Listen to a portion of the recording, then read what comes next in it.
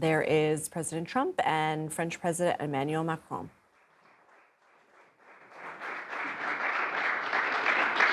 Well, thank you very much, everyone. Great honor to be here with my friend. I'm delighted to welcome President Macron back to the White House. We've been together quite often, but not that often in the White House. We honored the President, First Lady of France, not so long ago. There was a beautiful evening, and we will not soon forget it. It was a beautiful day and evening, and many fond memories. I also want to thank Emmanuel for hosting me in Paris last December after a historic election win to witness the reopening of the spectacular Notre Dame Cathedral, where you did an outstanding job in bringing it back together. That was a sad day watching that burn. And 5 years later, you had it up, and it was, they say, more beautiful than it was before. So I think that's a great achievement. That was not easy. France is America's oldest ally. Our cherished partnership has been a force for freedom, prosperity, and peace from the very beginning. We're now working on some very interesting developments. One in particular, as you know, the war between Russia and Ukraine. In the American Revolution, French support helped us to seize our destiny as an independent nation. In the First and Second World Wars, our citizens shed blood together on the battlefields of Europe. And I'll never forget joining President Macron 6 years ago on the 75th anniversary of D-Day. That was some day. The purpose of our meeting today is to end another battle, a really horrible one, a war, something that we haven't seen since the Second World War, that is ravaging European soil, the deadliest and most destructive conflict that one can imagine. I've seen the pictures, I've seen the satellite photos, and lots of other photos, and it's a horrible thing that's happening. Thousands of people are dying a week. This very day is the 3rd anniversary of the invasion of Ukraine, which would never have happened if I was president. That was not going to happen. The horrors of this gruesome and bloody war can scarcely be overestimated. Hundreds of thousands of people, Russians and Ukrainians in particular, have needlessly died. An entire generation of Ukrainians and Russian men has been decimated. 1,000-year-old cities have been turned into rubble. Those beautiful spires that you used to see there, they were most beautiful in the world, they say, are lying in heaps of rubble, blasted to smithereens. It's time to end this bloodletting and restore peace, and I think we're going to do it. We've had some great conversations, including with Russia. Since my return to the White House, we've made more progress toward that goal in 1 month than occurred in the past 3 years. And I've spoken with both President Putin and President Zelenskyy. And again, a lot of good things toward peace are happening, moving it, I think, pretty quickly. Last week, Secretary of State Marco Rubio, National Security Advisor Michael Waltz, and Special Envoy Steve Witkoff conducted successful talks in Saudi Arabia with the delegation from Russia, and I'd like to thank the Kingdom of Saudi Arabia and the King and Mohammed, great people. They're really working hard to get this done. Our focus is on achieving a ceasefire as soon as possible and ultimately a permanent peace. My meeting with President Macron today was another important step forward in that sphere, because he's been very much involved right from the beginning in trying to get it over with, and we're going to get it done. I believe that Emmanuel agrees with me on many of the most important issues. Chief among them is this is the right time. It may be the only time. You know, that's a very interesting and horrible situation, and that could evolve into a third world war. We're not going to let that happen. Should have never started, but it did. And what a mess, what a horrible, bloody mess. I'm also pleased that President Macron agrees that the cost and burden of securing the peace must be borne by the nations of Europe, not alone by the United States. And Europe must take that central role in assuring long-term security of Ukraine, which they want to do.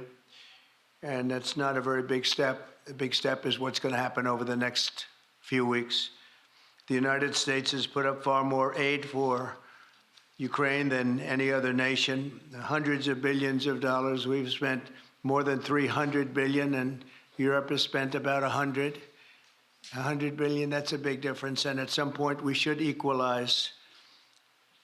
But hopefully, we won't have to worry about that. We have other things happening that maybe take that out of the realm of necessity. And while we've given vast amounts of military aid and money in form of grants, much of Europe's contribution has been economic relief structured as loans, for which they'll be repaid.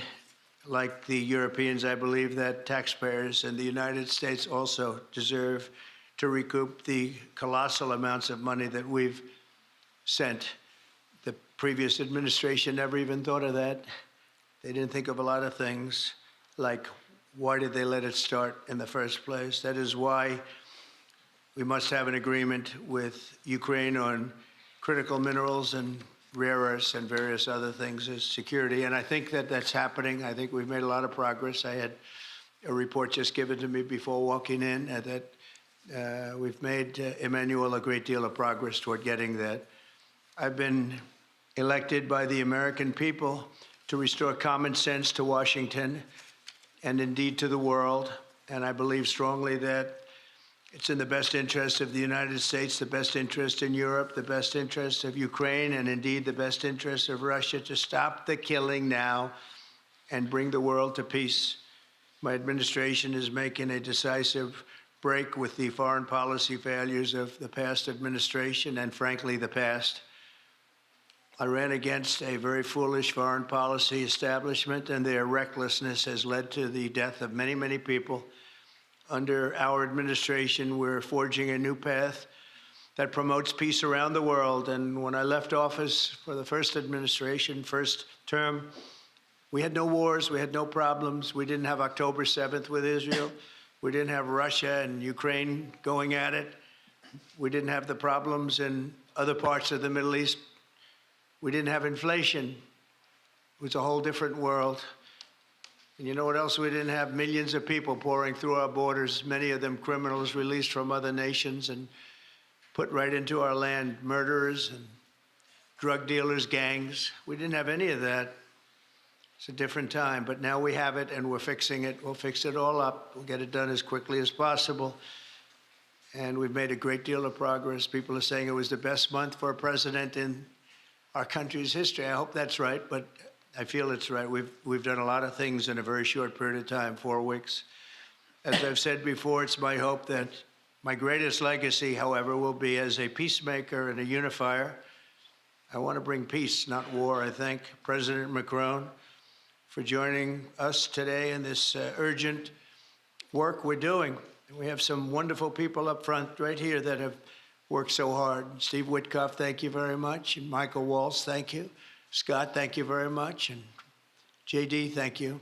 They've really done a job. They worked very hard. It's a real passion to get this war ended. And I'd like to now invite Emmanuel to say a few words, and then we'll take questions. And again, Emmanuel, it's a great honor to have you with us at the White House. Thank you very much, please. Thank you, Mr. President. Thank you, dear Donald. Ministers, ladies and gentlemen, mesdames et messieurs, je vais dire quelques mots en français. Saying a few words in French. Merci beaucoup, Monsieur le Président. Thank you very much, Mr. President, dear Donald, for your hospitality and for this visit. As you mentioned, we have had the opportunity to meet over the past few years. Since your first term, we've been able to discuss matters in Paris and also here at the White House. And it has always been a great joy to do that, and I would like to commend you. And thank you, Mr. President, for extending this friendship to France and taking part in the ceremony at Notre Dame that you mentioned before. It was a great honor for the French people to reopen the cathedral to the rest of the world, and your presence was a testament to that friendship. As the President said, this friendship dates back to the Revolutionary War, since the beginning of the United States.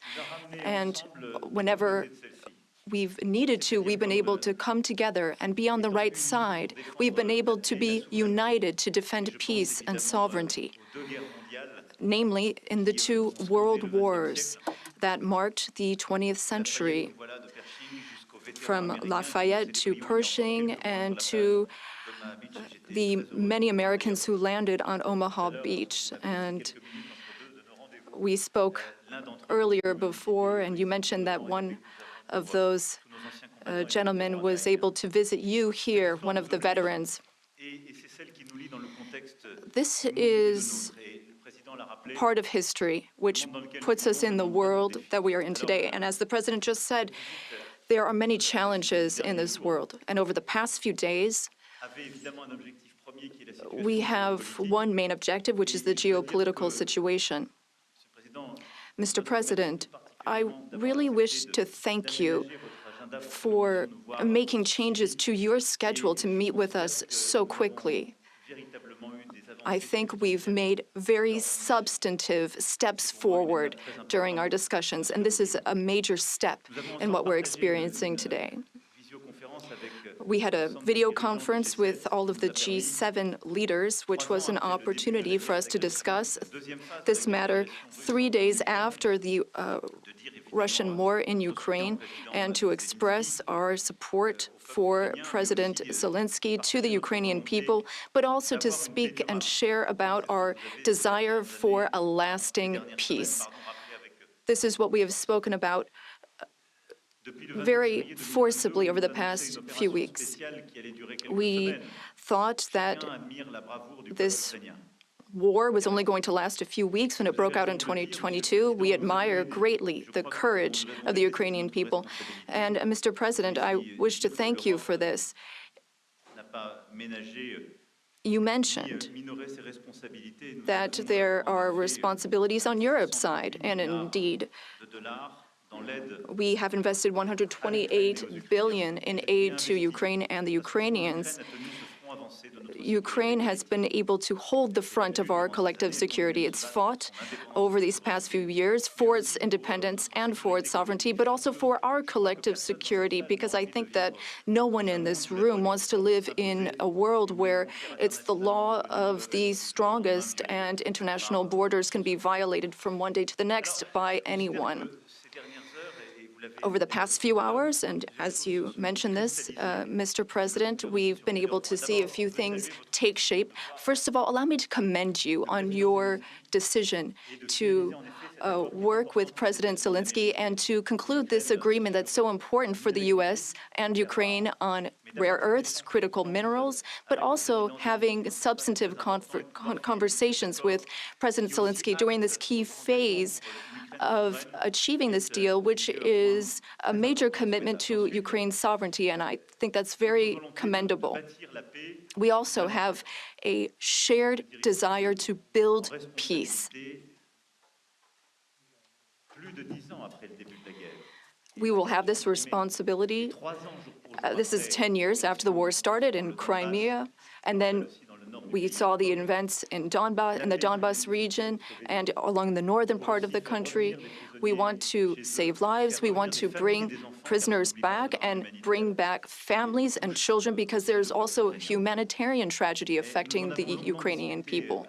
We had lengthy discussions with the president, and we spoke about our desire to bring an end to conflicts, to have a truce that is measurable, verifiable, and that enables negotiation of a lasting peace, where we will discuss not only Ukraine's reconstruction, its territories, but also the security guarantees, meaning maintaining peace over the long term. As I said to the president, we've experienced peace accords that were only ceasefires without ensuring security guarantees, Minsk I and II. And we want to make sure this doesn't happen again. And I know that the president has expressed the desire to be a player for peace in the region. I've spoken with some 30 European leaders and allies in recent days. We want to bring together these allies, and share the same vision. This peace must not mean a surrender of Ukraine. It must not mean a ceasefire without guarantees. This peace must allow for Ukrainian sovereignty and allow Ukraine to negotiate with other stakeholders regarding the issues that affects it. But it is also a country in which we need to shoulder our responsibilities so that we ensure security and stability for Ukraine and for the entire region. And for us Europeans, this is an existential issue. We also spoke about these issues at length with the President. We've worked with President Zelenskyy and gotten to some of the details of the various phases of the negotiation, and we've also been able to speak about some of this work with our British partners to talk about deployments of peace forces on Ukrainian soil, which are part of these security guarantees. Other countries are ready to join in this effort. Solidarity and support from the U.S. will be crucial to this, and I thank you, Mr. President, for beginning to work with us on this issue and the agreement that you are preparing to sign with Ukraine and with all these discussions we've had are very solid guarantees that we are understood and that we have the same wish, peace as soon as possible, lasting, solid peace for everyone, and the renewal of an international situation where we are all able to shoulder our responsibilities, Europeans shouldering their responsibilities alongside their American allies who will shoulder their own responsibilities. I also wanted to be very clear, Mr. President, about Europe's commitment. We have committed to building a lasting peace. As Europeans, we have committed to being stakeholders in these security guarantees. And we are also well aware that Europeans need to do more for security in Europe, for defense in Europe, and to more fairly share the security burden that your country's been carrying for so many years. Mr. President, you know how much friendship I show towards you, and I have towards you since your first term. Europe is very clear-eyed about this. We know what we need to do as Europeans, given the threats surrounding us and the responsibilities that we must shoulder. We spoke about the Versailles Agenda, which allowed the Europeans to take a historic step and increase their investments. Europeans are ready to do even more and to go even farther. And several leaders said that to me before I came here to meet you. Mr. President, dear Donald, you spoke about this peace through strength. We fully share that because we must recognize the sacrifices made by the Ukrainian people and what we owe to them. The President and I also spoke about economic matters and our desire to see more prosperity in the United States and in Europe.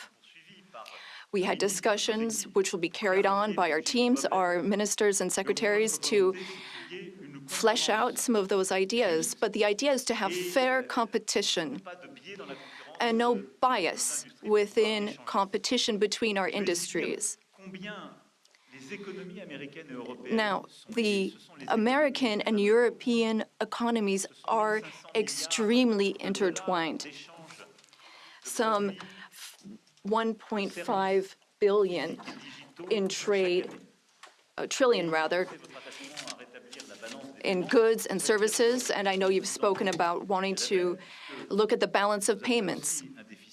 We also have a trade deficit, and I know that we need to look not only at goods, but also digital items and goods which you export, and we want to make a sincere commitment towards fair competition where we have smooth trade and more investments. You already invest a great deal in France, and France is the fifth largest investor in the United States. And I would like to recognize here all of the American investors who announced investments, some $120 billion that were announced at the AI summit.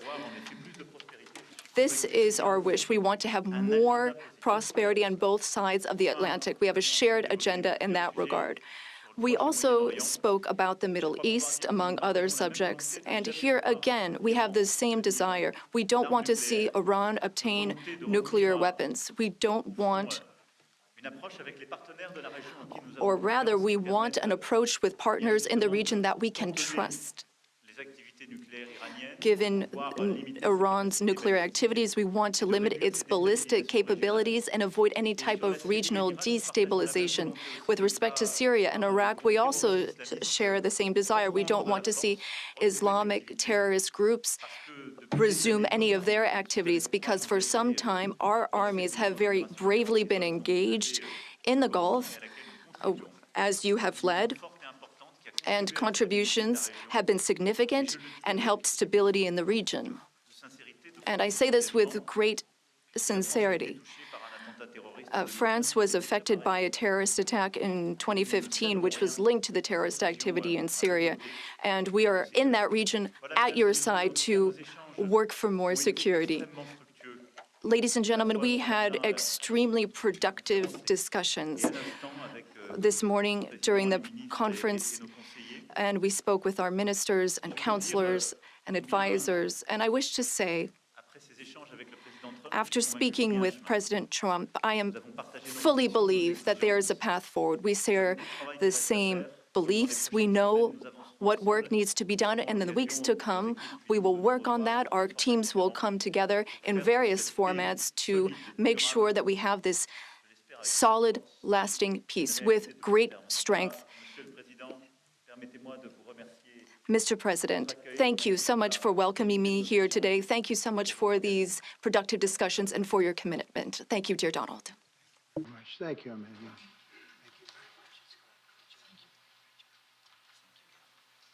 Okay, thank you very much. Brian, would you like to ask a question? Go ahead.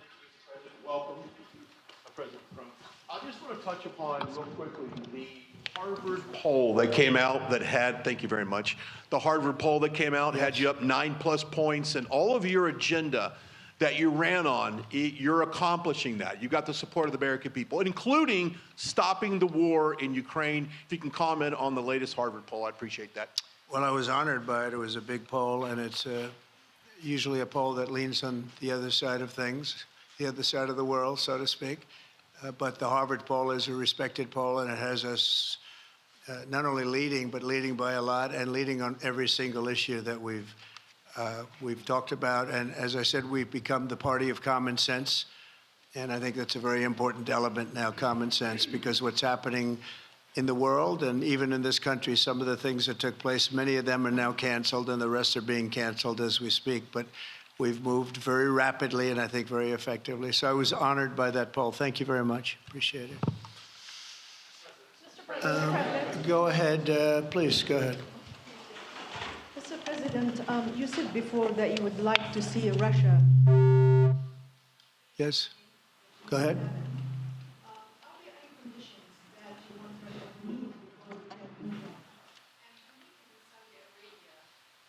You're meeting in Saudi Arabia with President Putin. Will that happen regardless of any progress on the Ukrainian file? Yeah, I think the meeting in Saudi Arabia was a fantastic one. We met with the Crown Prince, who's a fantastic young guy. He's young, but with great imagination and tremendously respected all over the world. And he goes right to the king, and the king is incredible. Gotten to be friends with both of them very much. And they want to see this ended, and they're going all out to make sure that it is ended. I think Russia, likewise, I've spoken to President Putin, and my people are dealing with him constantly, and his people in particular. And they want to do something. I mean, that's what I do. I do deals. My whole life is deals. That's all I know is deals.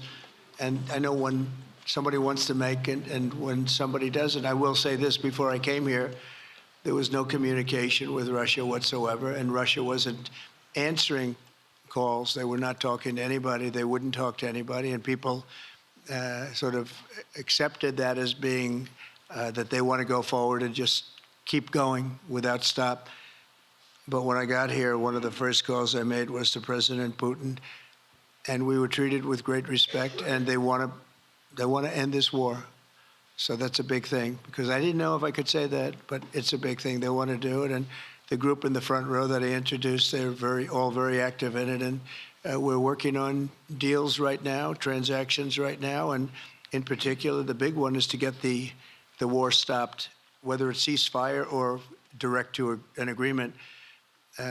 I'd like to go directly to an agreement, but ceasefire will always happen a little bit quicker. And every day you're saving thousands, or at least hundreds, but thousands in some cases lives. So we want to see if we can get that done very quickly. Yes, for the president, please. Thank you. Correspondent based in Paris. Question for both of you, actually. Mr. Macron, you were one of the last Western leaders to speak to Putin before Ukraine's invasion. What advice, what recommendation could you make to President Trump to make sure that this time you can get strong enough guarantees, from Putin to get a peace deal that lasts this time? And Mr.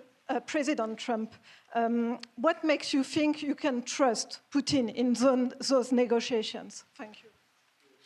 Look, I will never give any advice to President Trump. We have friendly and trustful discussion, but my experience with President Putin is the following. Number one, I always think it's good to have discussion with other leaders, and especially when you disagree. I stopped my discussion with President Putin after Bucha and the war crimes, because I considered that, we had nothing to get from him in that time. Now this is there is a big change, because there is a new US administration. So this is a new context. So there is good reason for President Trump to re-engage with President Putin. But my experience is the following, and I shared it with President Trump and the team. In 2014, our predecessors negotiated peace with President Putin. But because of the lack of guarantees, and especially security guarantees, President Putin violated this peace. And I had several discussions, especially beginning of 2022, several times, 7 hours with President Putin, 15 days before launching of the attack. He denied everything, but we didn't have security guarantees. So this is why being strong and having deterrence capacities is the only way to be sure it will be respected. And I insisted on that, and this is why I believe that the US has the capacity to do so. And this is why I think we should never say, I will never send any boots on the ground, because you give a blank check to violate any type of commitment. So I think it's good to have discussion. I think it's useful to have negotiation. I think it's super important to go to the peace. But my strong point was to say, let's try to get something first which can be assessed, checked and verified. And let's be sure that we build sufficient guarantees on the short run. And this is where we are ready to be engaged. As for France, a lot of my European colleagues are ready to be engaged. But we do need this American backup, because this is part of the credibility of the security guarantees. And this is our collective deterrence capacity. And I have the feeling that the president has this capacity. I think it's very much to the benefit of Russia to make a deal. And I feel that we'll do that.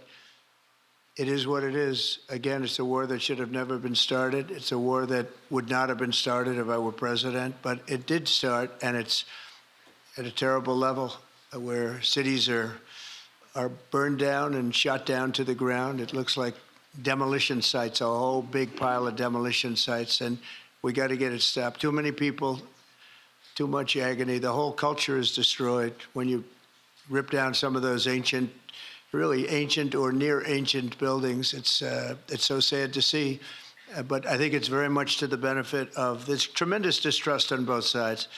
That's why it's good that I'm coming in now, but I think it's to the very much benefit of Russia to make a deal and to go on with leading Russia in a very positive way. That's what you have to do. But I really believe that he wants to make a deal. Maybe wrong, but I believe he wants to make a deal. Yeah, go ahead, please. Next week, there's a key deadline for your Canada and Mexico tariffs. Do you expect those will go back on, or do you believe those countries have done enough on the border to stop those from taking effect? And for President Macron, I'm wondering if you believe that this critical minerals deal with Ukraine represents a de facto security guarantee by the United States, since the U.S. would have an interest in protecting those reserves in Ukraine. Thank you. We're on time with the tariffs, and it seems like that's moving along very rapidly. We've been mistreated very badly by many countries, not just Canada and Mexico. We've been taken advantage of. We were led by, in some cases, fools, because anybody that would sign documents like they signed, where they were able to take advantage of the American people, like has happened over the last long period of time, except for a little 4-year period that took place 4 years ago. But anybody that would agree to allow this to happen to our country should be ashamed of themselves. No, the tariffs are going forward on time, on schedule. This is an abuse that took place for many, many years. And I'm not even blaming the other countries that did this. I blame our leadership for allowing it to happen. I mean, you know, who can blame them if they made these great deals with the United States, took advantage of the United States on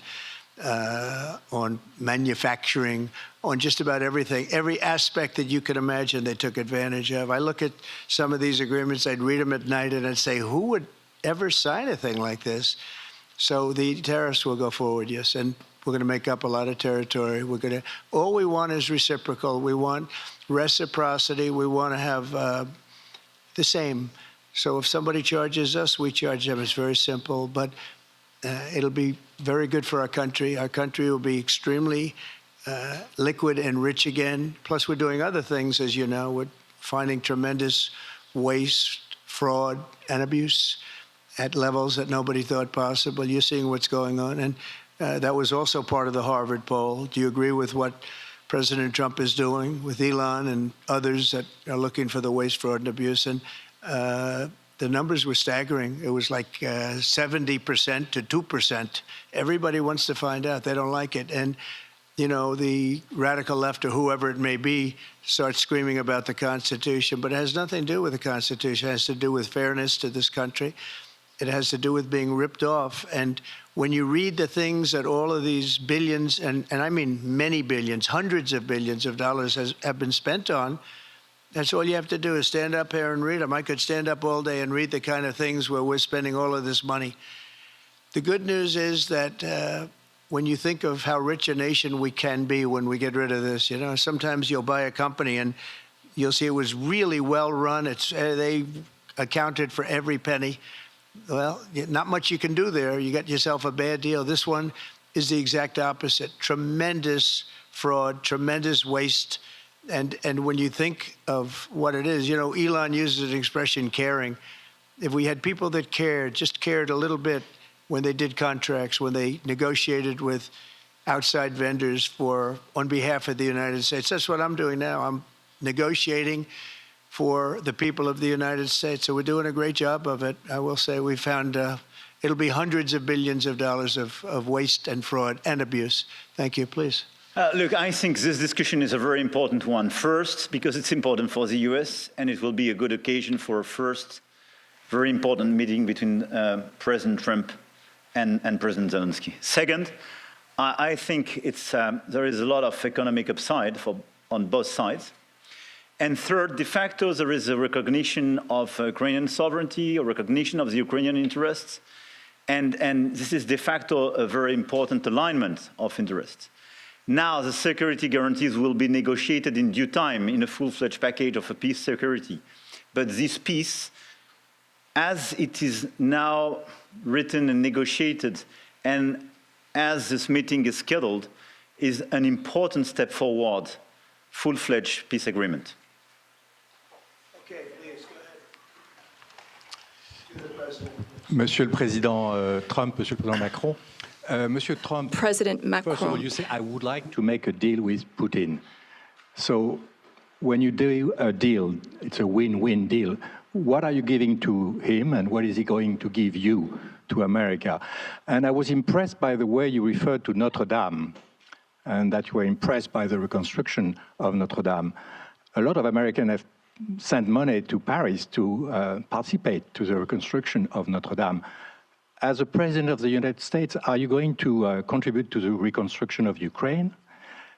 Et Monsieur le Président Macron, President Macron, what for you is the main area of progress in your meeting with President Trump? Can you confirm that there is an agreement to send European peacekeeping troops? Will France participate in that? How many troops? What would they be doing? Would this represent a great danger to send French and European troops to Ukraine? Well, I guess it's a little strange question because you ask whether or not we're going to, on behalf of the United States, contribute to Ukraine. I mean, we're in there for about $350 billion. I think that's a pretty big contribution. I do appreciate the first part of your question, however, because I think they've done an incredible job with the Cathedral of Notre Dame. I think the president has done. I know he headed it up, and I know how hard he worked, and it took a period of time, but really not a long period of time considering what that was, so delicate, so beautiful. And I was there, and I saw the work, and I'm very good at construction. I know good construction. I know bad construction. They did a beautiful job, and this man has to be given a lot of credit for that. It's an incredible cathedral. Most people thought it couldn't be saved, and if it was, it would have to be built in a different form, and we didn't want to see a different form. We wanted to see the same form that you built. So I just want to congratulate you. That was an amazing job. I don't think you've gotten enough credit for it. Someday you will. Someday you will. Thank you, Donald. Merci beaucoup. Thank you very much. To go back to your question, today's discussion showed several areas of progress. First, we have been working a great deal with President Zelenskyy to have a proposal that's acceptable to Ukraine. President Trump has confirmed that he will be meeting with President Zelenskyy very soon to finalize the agreement on critical minerals and rare earths and to speak together about that matter. That's a very important step forward. The second thing is that during our discussions, we were able to go into some of the details about the proposal that we have just made to have a truce, a peace, and be able to measure that and then structure our discussions on that basis.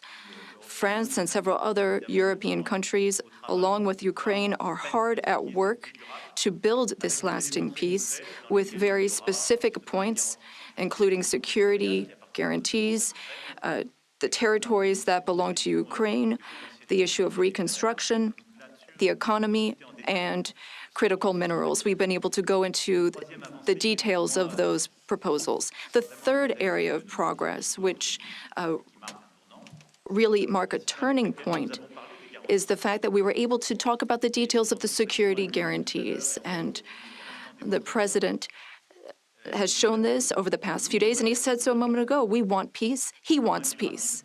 We want peace swiftly, but we don't want an agreement that is weak. The fact that there are Europeans that are ready to engage to provide for these security guarantees. And now there's a clear American message that the U.S., as an ally, is ready to provide that solidarity for that approach. That's a turning point, in my view. And that is one of the great areas of progress that we've made during this trip and during this discussion. When it comes to troops, in the past, a year ago specifically, we saw a reason to talk about sending troops for strategic regions. Today, when we talk about troops, we're talking about sending them in after we've negotiated a lasting peace. And once we have that solid, lasting peace, that's part of an agreement signed by Ukraine, signed by Russia, and for which we will provide the guarantees, then at that point, and recently France has worked with the UK to provide its contributions. We've worked on plans, we've worked with our militaries, not to go to the front lines, not to go into occupied territories, but as a show of support to show that we have a negotiated peace signed by both sides, and that is a peace we will preserve. So these would be peaceful deployments of troops, not for combat. These would be deployments of an assurance force. They would be limited, but they show solidarity. I've also spoken with all of our allies, and there are European and non-European allies who are ready and willing to take part in that effort. Countries have helped Ukraine maintain its military capabilities in terms of the number of soldiers it has, equipment, whereas others have provided logistical support on the ground.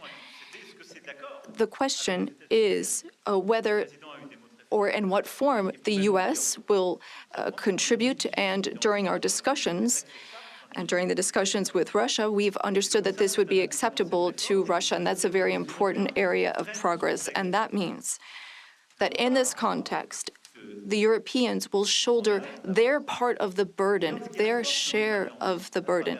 We have a strong alliance that we've built over the decades. We have our solidarity, and we have deterrence capacities. What does it mean? Would it be dangerous? If there is an agreement signed by Ukraine and Russia, thanks to the efforts of President Trump, and if we provide the guarantees and Russia violates the agreement, then it would be in conflict with everyone who is engaged in the peace process. And that is a change. That was something we did not see in the past. That's not what we saw in 2014. So that is the real change that we're marking. We have this deterrence capacity on the American side. We have the capacity for engagement on the European side, and that's something we're going to continue working on together. It's not dangerous, but it's credible. It's less dangerous than things that could happen in the long term. And I think this is what we need to do to ensure security. And I say this very clearly. We're also talking about security for Europeans. I've been saying this for weeks now. If we do not guarantee the security of this territory within Europe, then how can we guarantee our own security for one and all? We live just 1,500 kilometers from Ukraine, and the Germans and Polish are even closer. So our collective security is important. We need to answer this call for Europeans to be more engaged, and Americans will be there still in solidarity. Europeans are working for their collective security, but I really think this was a turning point today in our discussions. Emmanuel, thank you very much. Great job, and it's been wonderful being with you. Say hello to your beautiful wife, and we will see you again soon. We'll be speaking often. We'll get this thing worked out. We're going to get it done. So important, and great job. Thank you. We have been watching President Trump and French President Emmanuel Macron hold a joint press conference there. This Q&A with the press came after a bilateral meeting between the two leaders at the White House, and the leaders asked multiple questions about Ukraine, of course, today being year 3 of the invasion, today marking 3 years since the Russian invasion. French President Macron talking a lot about security guarantees that the Europeans are going to be looking for. Of course, many leaders feel like they have been shut out of negotiations that President Trump has said that his administration is having with Vladimir Putin, not with Ukrainian President Volodymyr Zelenskyy. The two also asked questions about tariffs. President Macron saying that the economies of the United States and Europe are incredibly intertwined. And also notably, President Macron saying Europeans need to do more for defense in Europe and share the security burden your country has been carrying. Certainly something that we have heard from President Trump time and time again. Let's go to CBS News senior White House and political correspondent Ed O'Keefe. Ed, what are your takeaways? I wonder if somebody was sort of playing with a bingo card, the term security guarantees would have come up quite a bit. Probably not, Lindsay, but this is an important meeting between these two leaders. Macron, of course, now sort of the senior statesman of Europe, eager to bring his continent together, understanding that with the United States' support for Ukraine and for Europe's security perhaps waning, at least publicly, that they now need to be doing much more. So Macron is here today. The British Prime Minister, Keir Starmer, is here later in the week. Both of them expected to press the case for ensuring continued U.S. involvement, engagement in the situation in Ukraine. And as you heard Macron say, leave security guarantees in place so that Putin can no longer, or can never in this instance, walk over them and ignore any kind of negotiated settlement or any other kind of negotiation, pointing out that back in 2014, when their predecessors did so, there were no security guarantees in place, which is what led to the invasion and the takeover of Crimea, and would have essentially led to the war that started 3 years ago today. This was a perhaps not as long a meeting as we might have thought it could have been, but they did see each other, obviously, this morning for an early morning G7 video conference.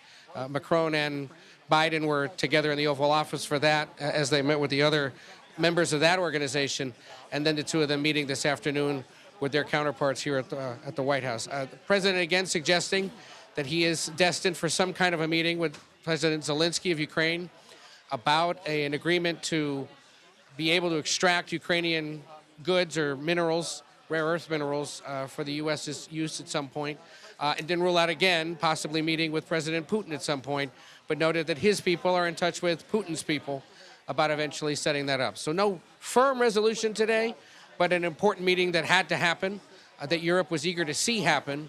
And Macron can go back to France and to Europe more broadly now and say, at least for now, the United States is still engaged, and that's what we want. And by going back and saying we're boosting our security commitments as well, that may be enough to earn Trump's pleasure and support for now. Well, and the president had repeated that the U.S. is outspending Europe by billions of dollars in the war. But according to the Keir Institute for the World Economy, Europe is actually outspending the U.S. when it comes to the totality of aid, humanitarian, economic, and military. The U.S. still outspends Europe when it comes solely on military aid. That said, did President Macron's tone strike you perhaps as more conciliatory than we might have expected?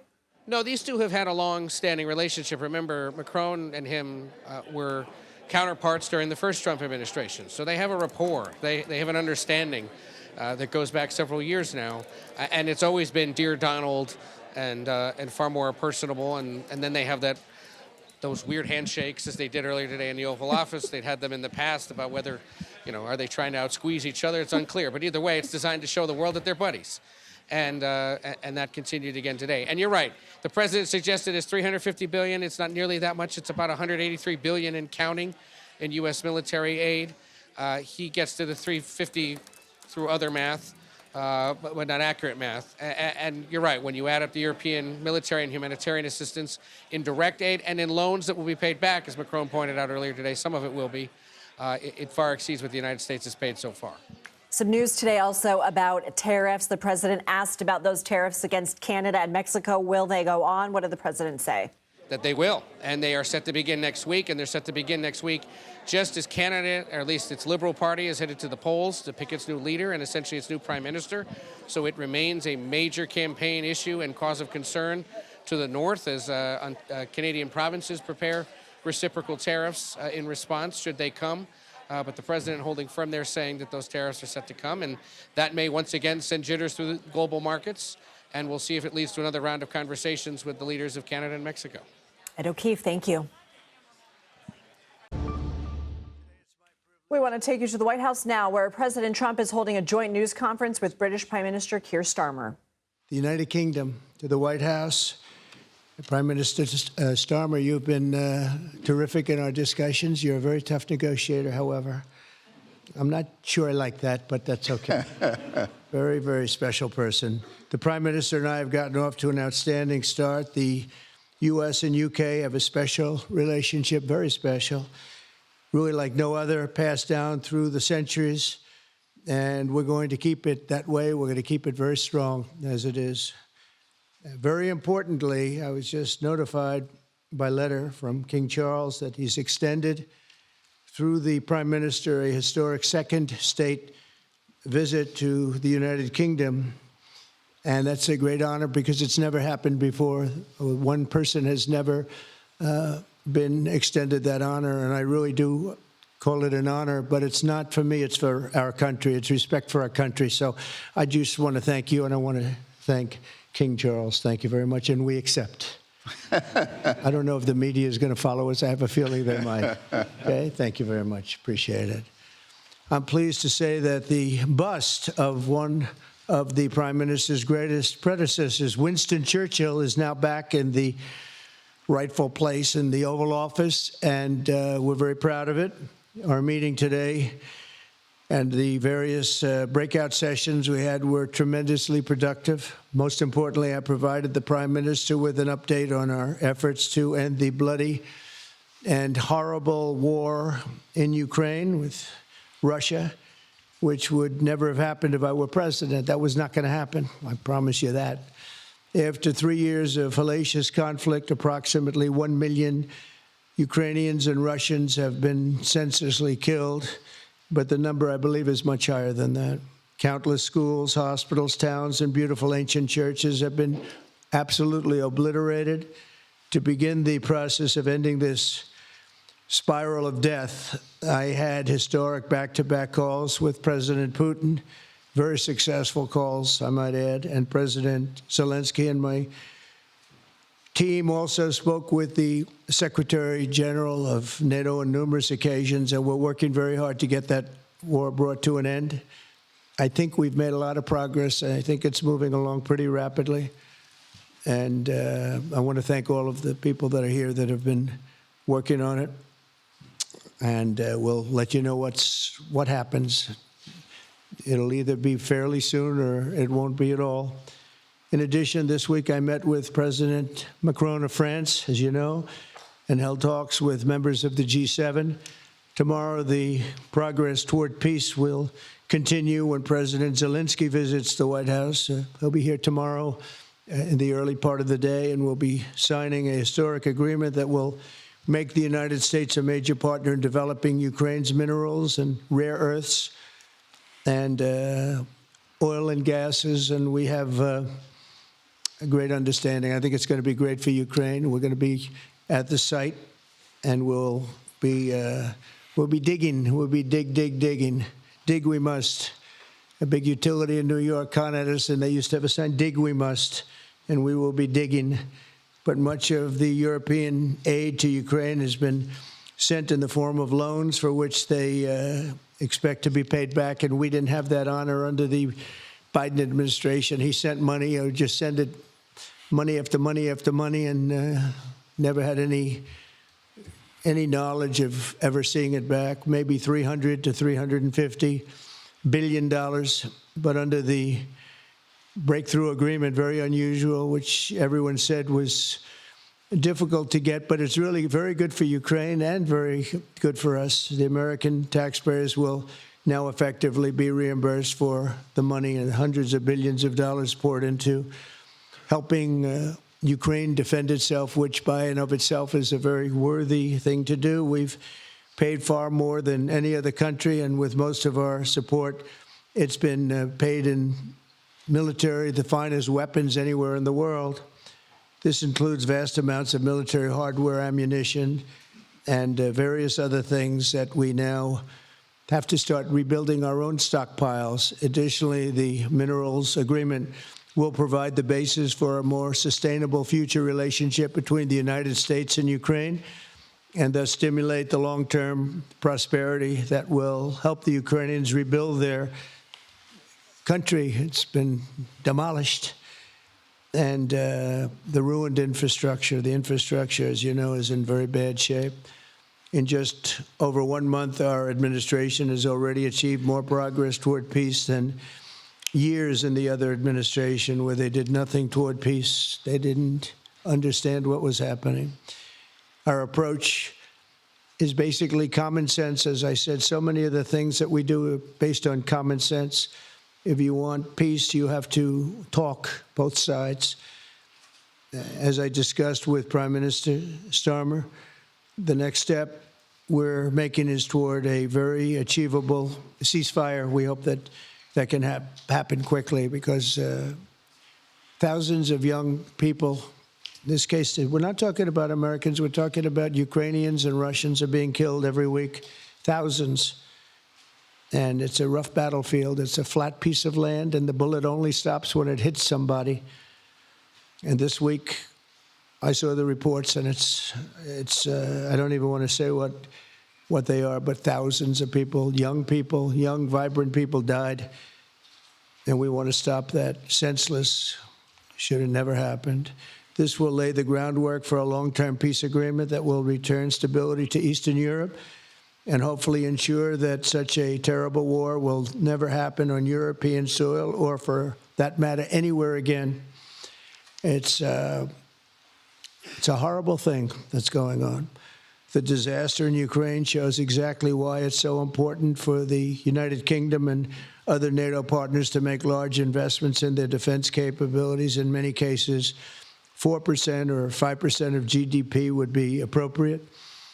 I know that they're raising it. I just read an article, a great article, about the work you're doing in the UK as to the military. You're raising it quite a bit, which is a great thing to do for your country. It's a great thing to do. It's sad that we need that, but probably need that. So congratulations on that. I know you got it through.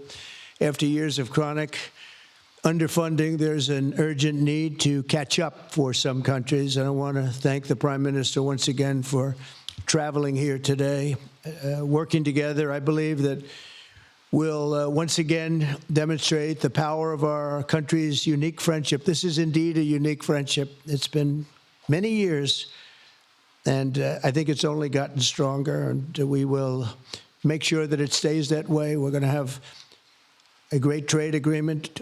One way or the other, we're going to end up with a very good trade agreement for both countries. And we're working on that as we speak. I think we'll have the confines. I think we'll have something maybe even in terms of possibilities agreed to very shortly. JD's working on it, Vice President, and Scott. And I'm just looking, this all from Mike. You're going to work on it. Everyone's going to work on it. We'll see if we can do something pretty quickly. But we're going to make some great trade agreements with the UK and with the Prime Minister. And it'll happen very quickly. So I just want to thank you again, and please thank King Charles for the invite, and I look forward to you giving our acceptance on behalf of the United States of America. Thank you very much, sir.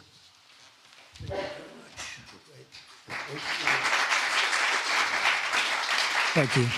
Well, thank you very much, Mr. President. Thank you for your hospitality. Thank you for your leadership. This has been a very good and very productive visit. And with your family roots in Scotland and your close bond with His Majesty the King, it's good to know that the United Kingdom has a true friend in the Oval Office. And it was so good to see the bust of Winston Churchill back in its rightful place just a moment ago. But look, in a moment of real danger around the world, this relationship matters more than ever. We remain each other's first partner in defence, ready to come to the other's aid, to counter threats wherever and whenever they may arise. No two militaries are more intertwined than ours. No two countries have done more together to keep people safe. And in a few weeks, we mark VE Day, the 80th anniversary of victory in Europe. Britain and America fought side by side to make that happen.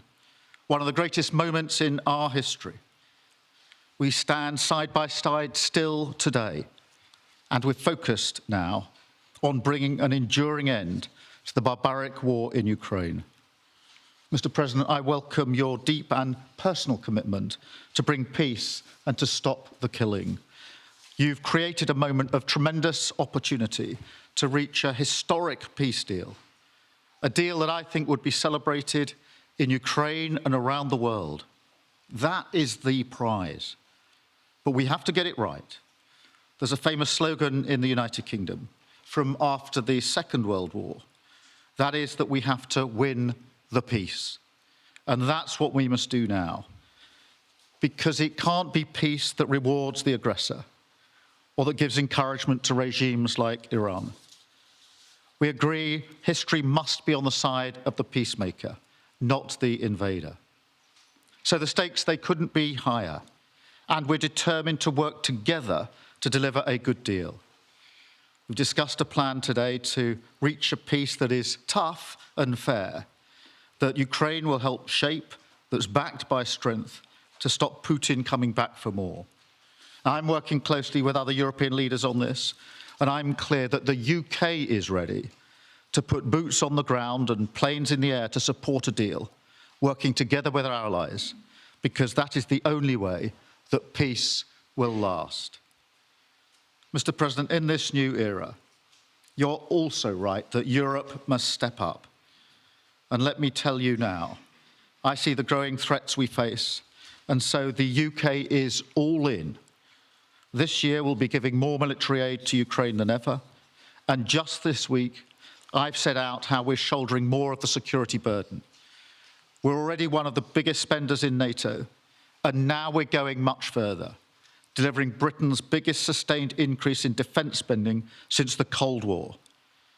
This isn't just talk, it's action, rebalancing the transatlantic alliance, making us all stronger, and standing up for our shared values and shared security, as Britain always has. And Mr. President, it's no secret we're from different political traditions, but there's a lot that we have in common.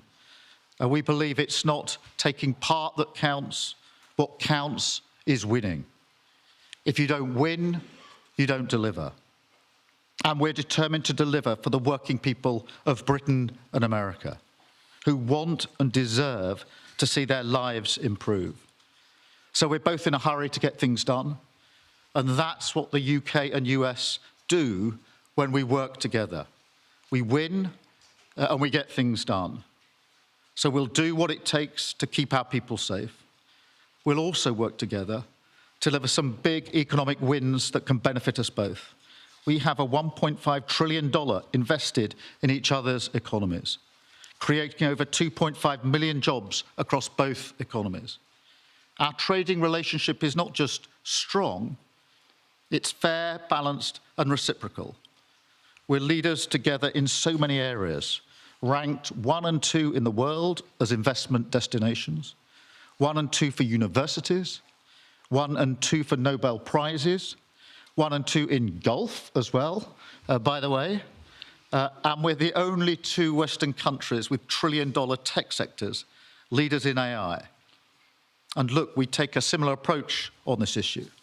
Instead of over-regulating these new technologies, we're seizing the opportunities that they offer.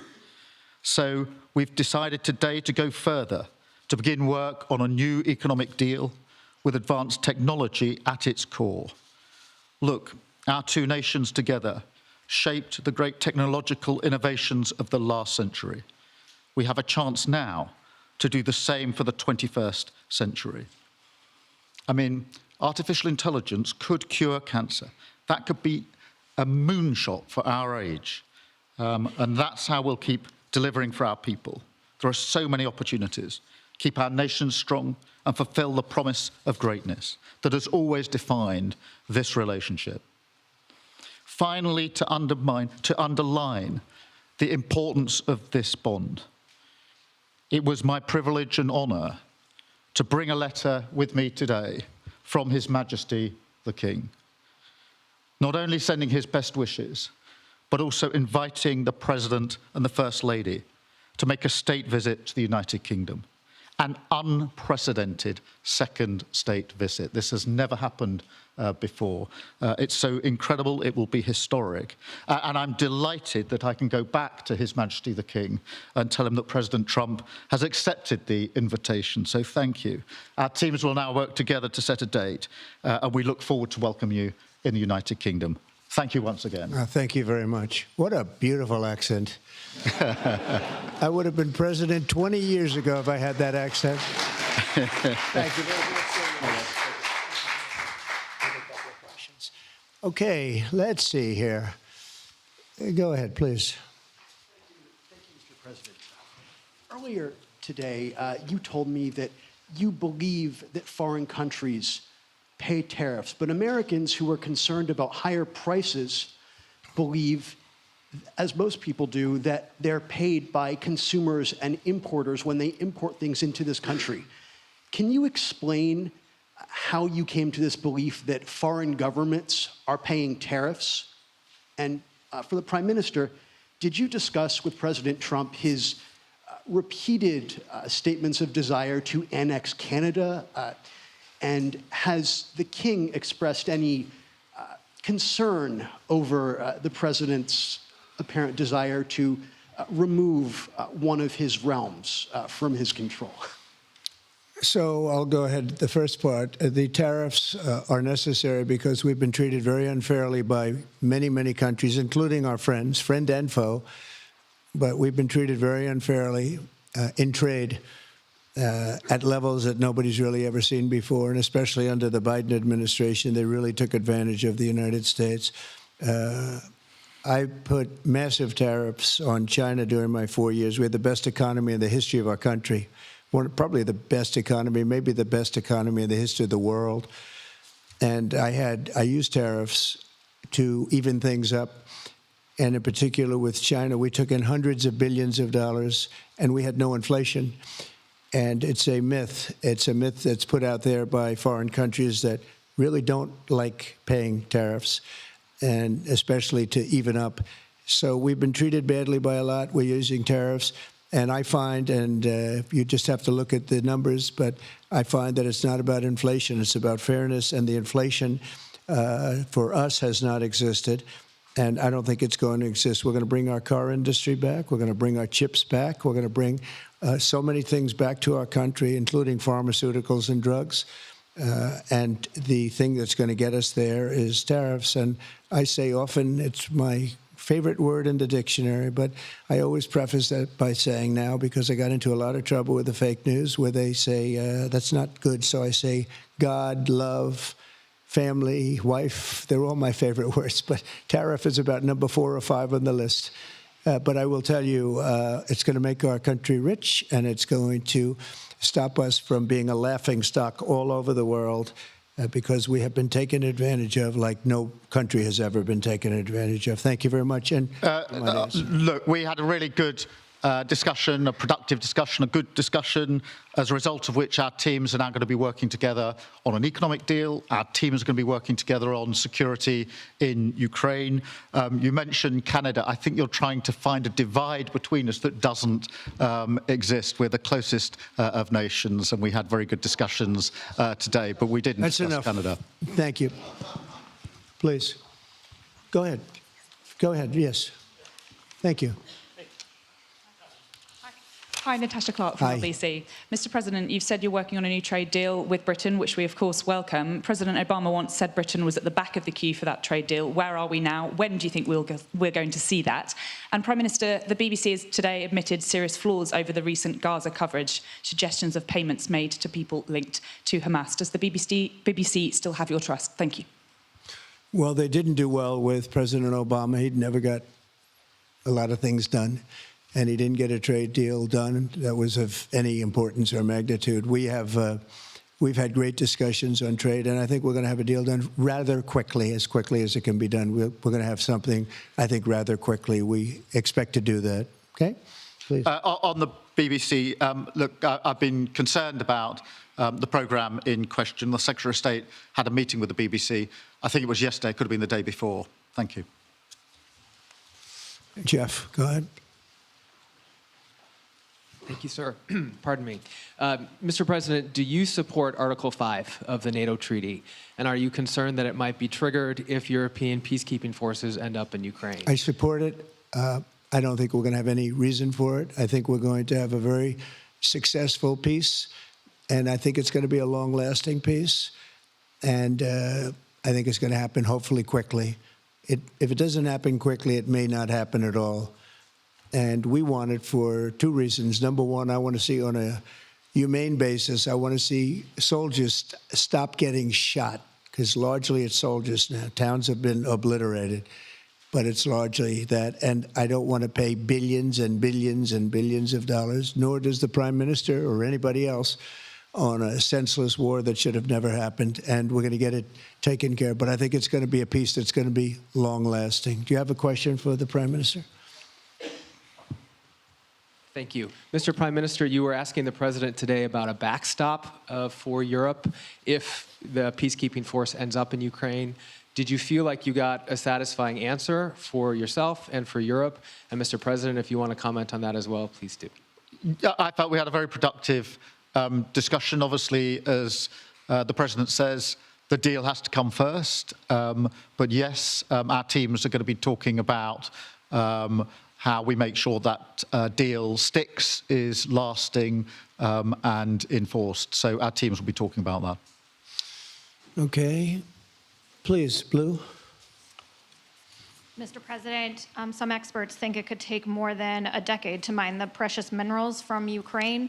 How much should the U.S. expect to receive, and when do you expect to see that come to fruition? Well, we're never going to know that answer, but by our being in Ukraine and doing the exploration and also the digging and taking the rare earth, which we need in our country very badly, we'll be doing a substantial amount of work, probably about at least what we have in there, and we hope to be able to do that. You never know when it comes to that. You know, you dig and maybe things aren't there like you think they're there, but we'll be spending a lot of time there. It'll be great for Ukraine. It's like a huge economic development project, so it'll be good for both countries, okay? Please. Prime Minister, excuse me, Prime Minister, you've talked about putting British soldiers' boots on the ground in Ukraine in the event that President Trump succeeds with his peace deal.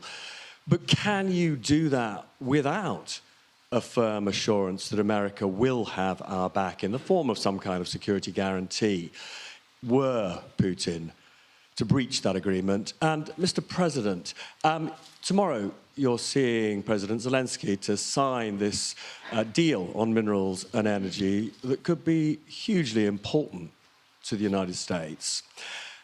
Will you take the opportunity to apologize to him for calling him a dictator while praising Vladimir Putin, who is a dictator?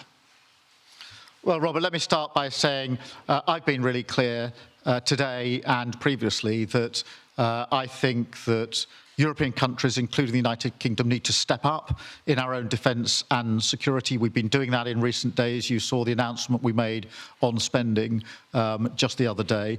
In addition to that, I've made it clear that the United Kingdom will play its full part in ensuring that if there's a deal, and we hope there is a deal in Ukraine, that is a lasting deal that sticks. And we're obviously working with other European countries on that, France and NATO in particular. But I think I'm hosting 18 countries on Sunday to further our discussions. You heard from the President this morning that, you know, as historically has always been the case, we have each other's backs. And today we've been talking about the deal, how that will be a lasting deal. And coming out of this, our teams will now be talking in detail about that. And I think we're going to have a very good meeting tomorrow, 11 o'clock. And I think we're going to have a very good meeting tomorrow morning. We're going to get along really well, okay? We have a lot of respect. I have a lot of respect for them. We've given them a lot of equipment and a lot of money, but they have fought very bravely, no matter how you figure it. They have really fought. Somebody has to use that equipment, and they have been very brave in that sense. Yeah, please, go ahead. The ceasefire deal is nearing an end this Saturday, and there's been some worry that phase 2 might never get there. Do you believe that phase 2 of the ceasefire in Gaza will come to fruition? And have you spoken to Netanyahu about it? And for the Prime Minister, this peacekeeping deal has been pushed forward by the UK and France as well. Have you been in discussions with any other European countries to join this initiative? And are you expecting Commonwealth countries to also join the effort? Thank you. So we're working very hard in the Middle East and Gaza and all of the problems, and it's been going on for years and years and centuries and centuries. It's a tough neighborhood, but it could be a very beautiful neighborhood, and I think we're going to come up with some pretty good solutions. But phase 1 is almost complete. We've had some people that have been very seriously injured, very seriously hurt, both physically and mentally. They've come out of there very, very, and some of them in very, very bad shape. It's shocking. Many young people aren't in bad shape. Young people are strong, healthy. They don't die. People have come out dead, young people and old people. It's a rough situation, but I think we're going to make it much better. And I think that we've had a huge impact on that since we've been in just the 4 weeks. I think we've had a huge impact on Gaza, the Middle East, and we have some pretty good talks going on concerning lots of other people that are going to make it better. So we'll see what happens. Nobody really knows, but we'll see what happens. But I think we've had a very positive impact. Prime Minister? Yeah, on the question of the European countries, yes, I've spoken to a number of countries, particularly in the last few weeks. We had a meeting in Paris last week. I've got a meeting on Sunday with 18 countries to further our discussions. Obviously, we've been talking quite intensely to our French colleagues and to NATO, but to other countries as well, because, as I say, I think it's important for European countries, including the United Kingdom, to step up and do more in the defence and security of Europe and our continent and the United Kingdom, and we'll do so. Well, we're talking to a number of other countries. Thank you. Yes, in the red, please. Pink red, flaming red. Is it me or her? Go ahead. Okay, thank you, Mr. President. A question on Ukraine. Number one is, if you're not considering the security guarantees, are you open to other forms of, for example, intelligence cooperation with Ukraine? And Mr. Prime Minister, President Trump has proposed a plan for Gaza. Does this fit into the two-state solution that the UK held for a long time? Do you see it fit into your general Middle Eastern strategy? Thank you so much.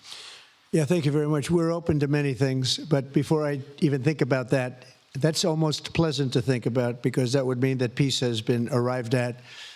We have to arrive at that peace. And, you know, you went 3.5 years with an administration that never even really had a meeting. They didn't have a meeting on peace.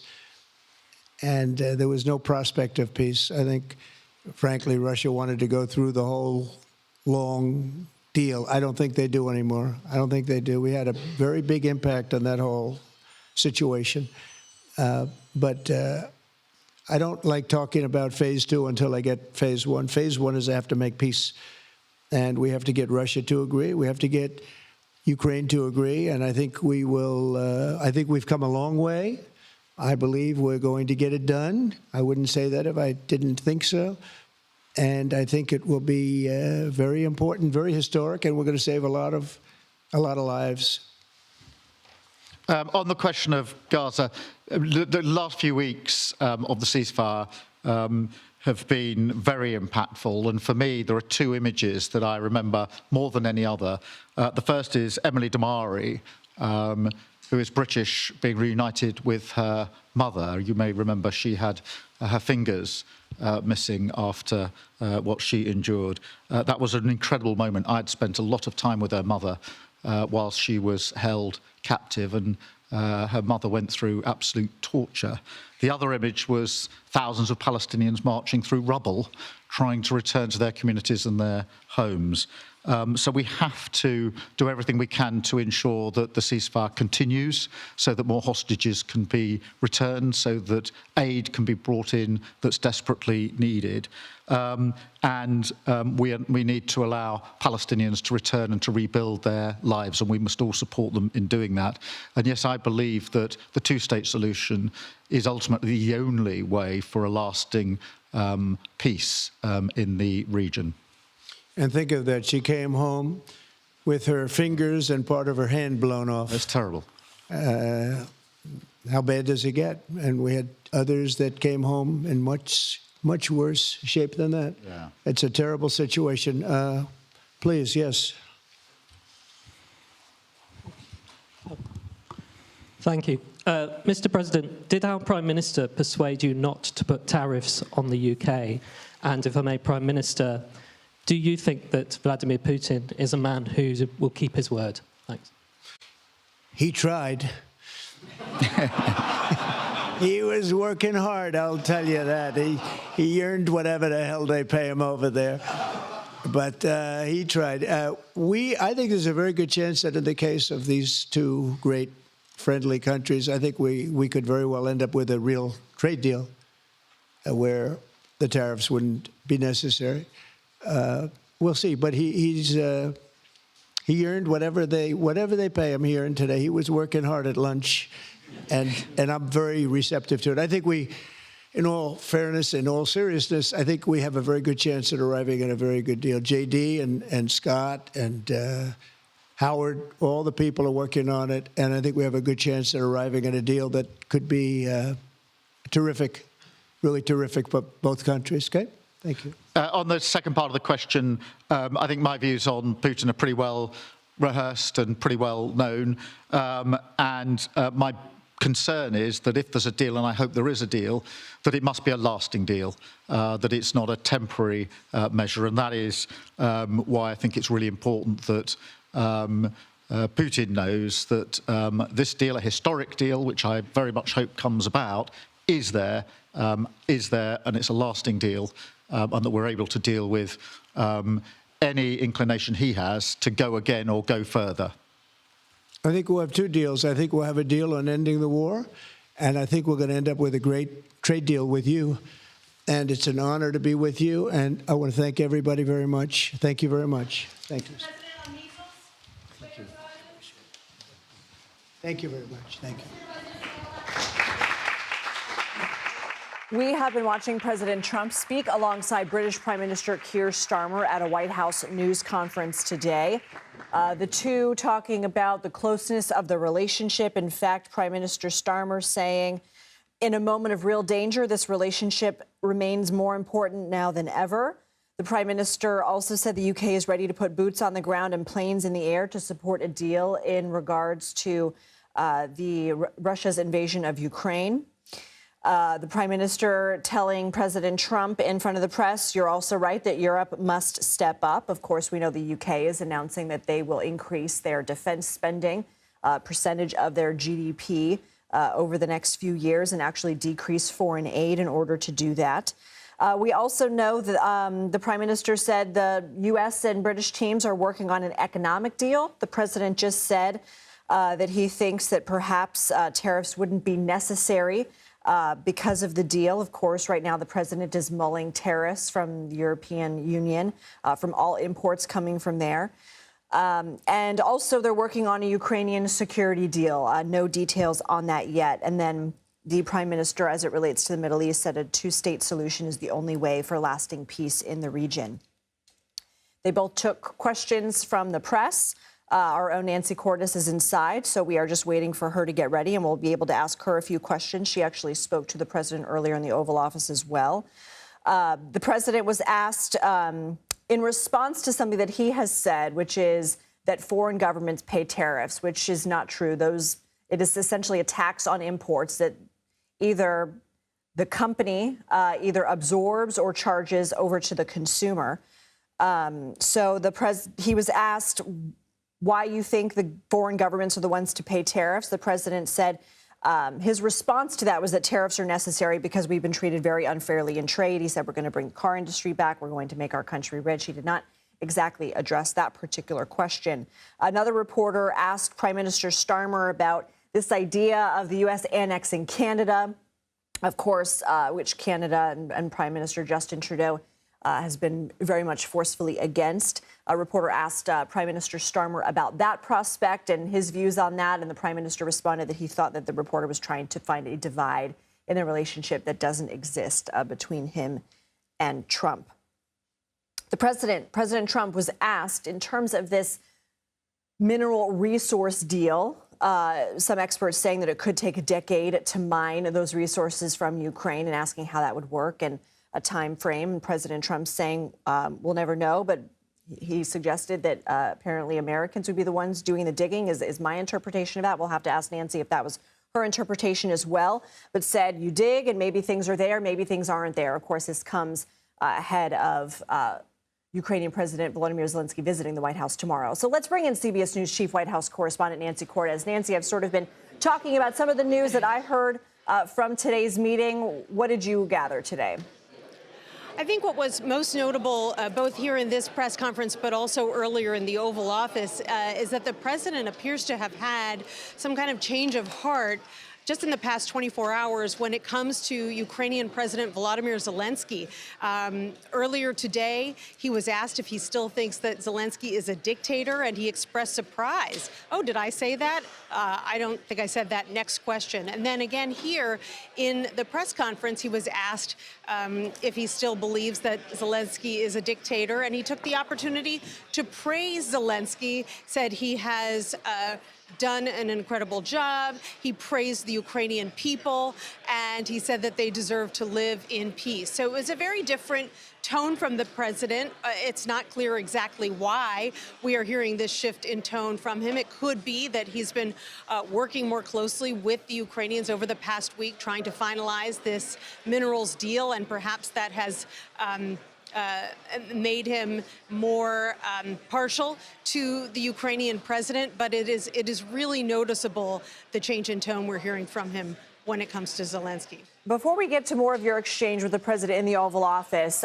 what is your characterization of the relationship between these two? Because I noticed that the prime minister was similar to President Macron in praising Trump and essentially saying, you know, you're the only one who can get these sides to the table, talking about Ukraine and Russia. Also striking a very different tone from, for example, Germany saying we're going to have to be prepared to go this alone as the U.S. changes its foreign policy.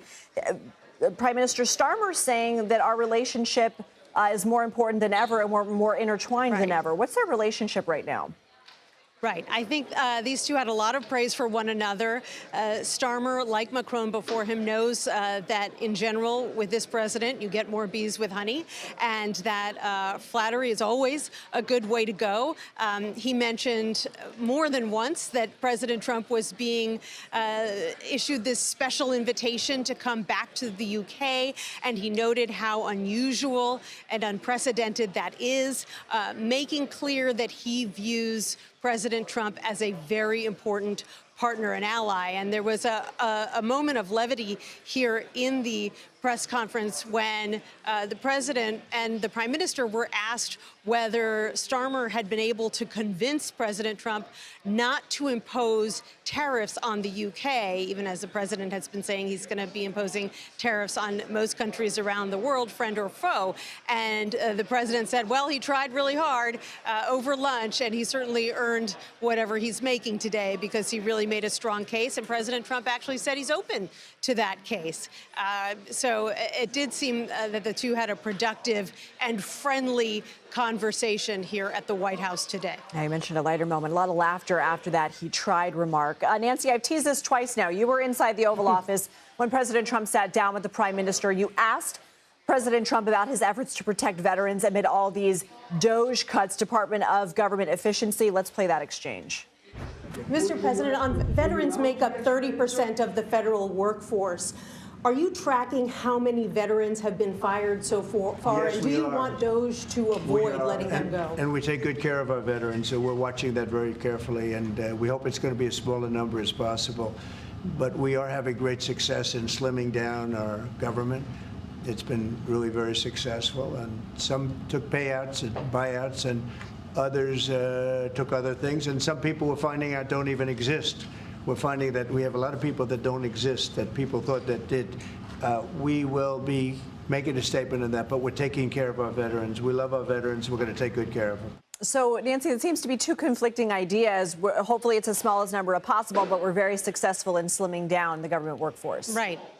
Right, and the reason I asked that question is because Democrats are now estimating that 6,000 veterans so far have lost their jobs as a result of these DOGE cuts, because veterans make up such a large percentage of the federal workforce. And part of the challenge has been that, as you know, they've been going after probationary workers first, workers who don't have full civil service protections because in many cases they've only been on the job for a year or two. Well, that is an area in particular where veterans are concentrated, because while they have served their country in uniform for many years, they may be new to the federal workforce in a civilian capacity. And so they have been caught up in these cuts. And when I asked the president about that, he said, well, we're going to try to make sure it's as few veterans as possible. But we haven't gotten any indication that that is a special and specific effort that is underway by DOJ, by these agencies to prevent veterans from losing their jobs. Nancy, before we brought you in, I was talking about an exchange between a reporter and President Trump about the Ukrainian mineral deal. We know that Ukrainian President Zelenskyy is expected at the White House tomorrow. A framework on that deal has been agreed upon. It could be signed tomorrow. And the reporter was saying some experts say it could take a decade to mine these resources from Ukraine. The president seemed to suggest that it would be Americans who would be digging this up in Ukraine and that we never really know what you're going to get. Is that your understanding also of the president's response? And did we know that prior to today? So, a lot of the details about this deal are shifting and coming out piecemeal. It's not surprising that the president, who often approaches these kinds of negotiations with the mindset of a real estate builder and investor, might want Americans to actually be involved on the ground, seeking out some of these rare earth minerals. So that would not be surprising if that is, in fact, a part of the deal.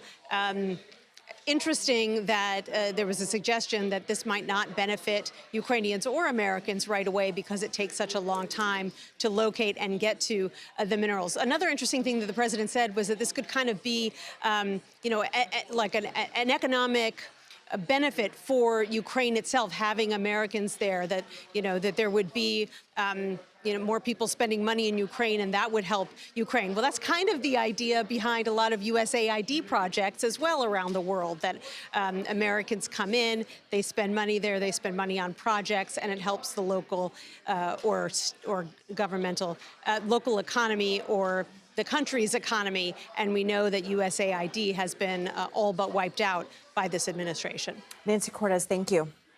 You're welcome. This is a CBS News special report. Good afternoon. I'm Maurice Dubois. President Trump and Ukrainian President Zelenskyy are meeting at the White House, and moments ago, the two and Vice President J.D. Vance had an extraordinarily tense moment in the Oval Office. What kind of diplomacy, J.D., you are speaking about? What do you mean? I'm talking about the kind of diplomacy that's going to end the destruction of your country. Yes, but if you Mr. President, with respect, I think it's disrespectful for you to come into the Oval Office and try to litigate this in front of the American media. Right now, you guys are going around and forcing conscripts to the front lines because you have manpower problems. You should be thanking the president for trying to bring it into this conflict. Have you ever been to Ukraine? Did you say what problems we have? I have been to. Come once. I've actually watched and seen the stories, and I know what happens is you bring them on a propaganda tour, Mr. President. Do you disagree that you've had problems bringing people into your military? And do you think that it's respectful to come to the Oval Office of the United States of America and attack the administration that is trying to prevent the destruction of your country? A lot of questions. Let's start from the beginning. Sure. First of all, during the war, everybody has problems, even you, but you have nice ocean and don't feel now, but you will feel it in the future. God bless. You don't know that. God bless. God bless. You will not have a war. Don't tell us what we're going to feel. We're trying to solve a problem. Don't tell us what we're going to feel. I'm not telling you. Because you're in no position to dictate that. Remember this. You're in no position to dictate what we're going to feel. We're going to feel very good. You will feel influence. We're going to feel very good and very strong. You will feel influence. You're right now not in a very good position. You've allowed yourself to be in a very bad position, and he happens to be right about it. From the very beginning of the war. You're not in a good position. You don't have the cards right now.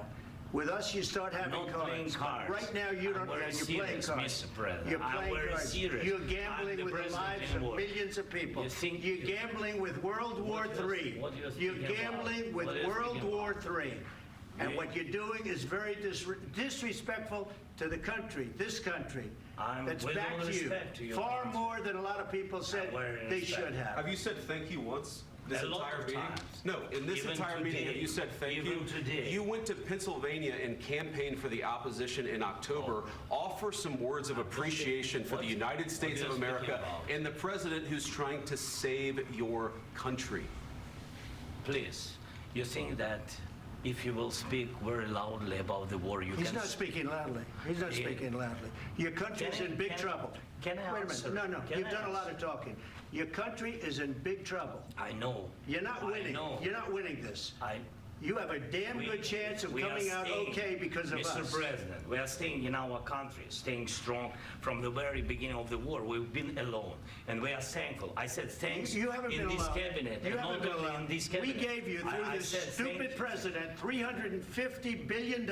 You voted we gave for you your military president. equipment, You and your voted men for are your brave, president. but they had to use our military. What about West If you didn't have You our invited military me- equipment, you invited if me you to didn't speak. have our military equipment, this war would have been over in 2 weeks. In 3 days, I heard it from Putin. In 3 days, this is something Maybe new. less. In 2 weeks, of course, yes. It's going to be a very hard thing to do business like this. Again, I tell you. just say thank you. I said a lot of times that there, thank you except to that- American people. Except that there are disagreements, and let's go litigate those disagreements rather than trying to fight it out in the American media when you're wrong. We know that you're wrong. But you see, I think it's good for the American people to see what's going on. I understand, sir. I think it's I very understand. important. That's why I kept this going so long. You have to be thankful. You don't have the I'm cards. thankful. You're buried there. Your people are dying. tell you You're again, running I low know. on soldiers. Don't- Listen, don't please, you're running Mr. low on President. soldiers. It would be a damn good thing. Mr. And President. then you tell us, I don't want a ceasefire. I don't want a ceasefire. I want to go, and I want this. Look, if you could get a ceasefire right now, I tell you, you take it so the bullets stop flying and your men stop getting killed. Of course, we want to stop the war. But you're I saying said- you don't want a ceasefire. But I said to you, I want a ceasefire. with guarantees. Because you'll get a ceasefire faster than an agreement. Ask our people about ceasefire, what they think. That wasn't doesn't with matter me. for you what- That wasn't what with is- me. It That was wasn't with with you. a guy named Biden who was not a smart person. This That is was your- with, this that was is with your Obama. president. It was your president. Excuse me. That was with Obama, who gave you sheets, and I gave you javelins. Yes. I gave you the javelins to take out all those tanks. Obama gave you sheets. In fact, the statement is Obama gave sheets and Trump gave javelins. You got to be more thankful, because let me tell you, you don't have the cards. With us, you have the cards. But without us, you don't have any cards. One more question to Mr. Vice President. I'm sorry. It's going to be a tough deal to make, because the attitudes have to change.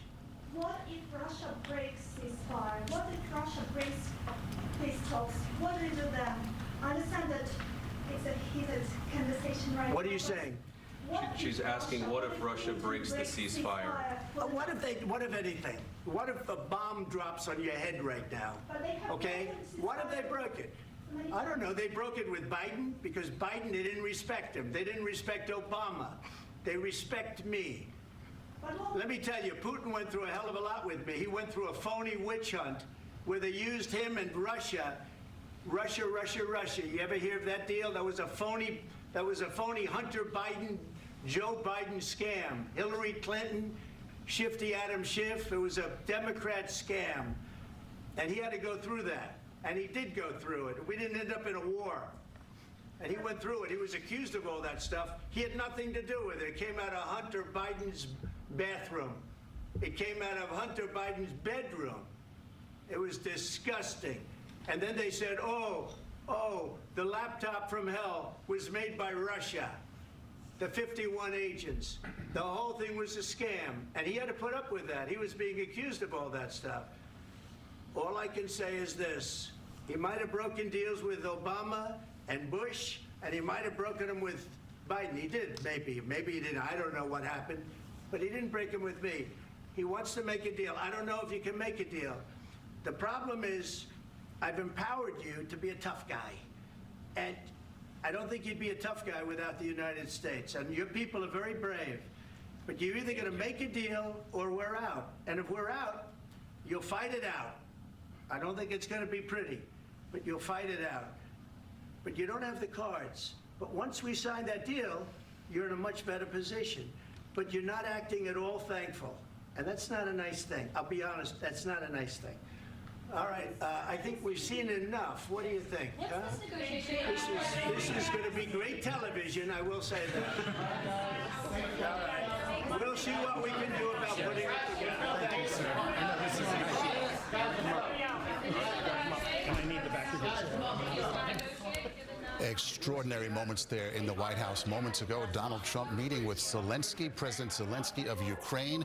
Vice President J.D. Vance there as well. It devolved quickly into a shouting match. Donald Trump saying things like, "You're in no position to dictate the terms of what we're doing here. You're gambling with World War III. You don't have the cards. You got to be more thankful." And then he put a punctuation point on it here that you are just going to make a deal or we are out.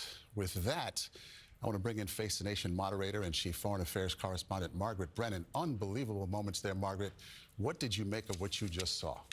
Well, Maurice, that meeting went just about as poorly as it possibly could for Ukraine, which relies so heavily on U.S.-made weaponry, even if European allies are helping to supply it. It is U.S.-made weapons that the Ukrainians are relying on.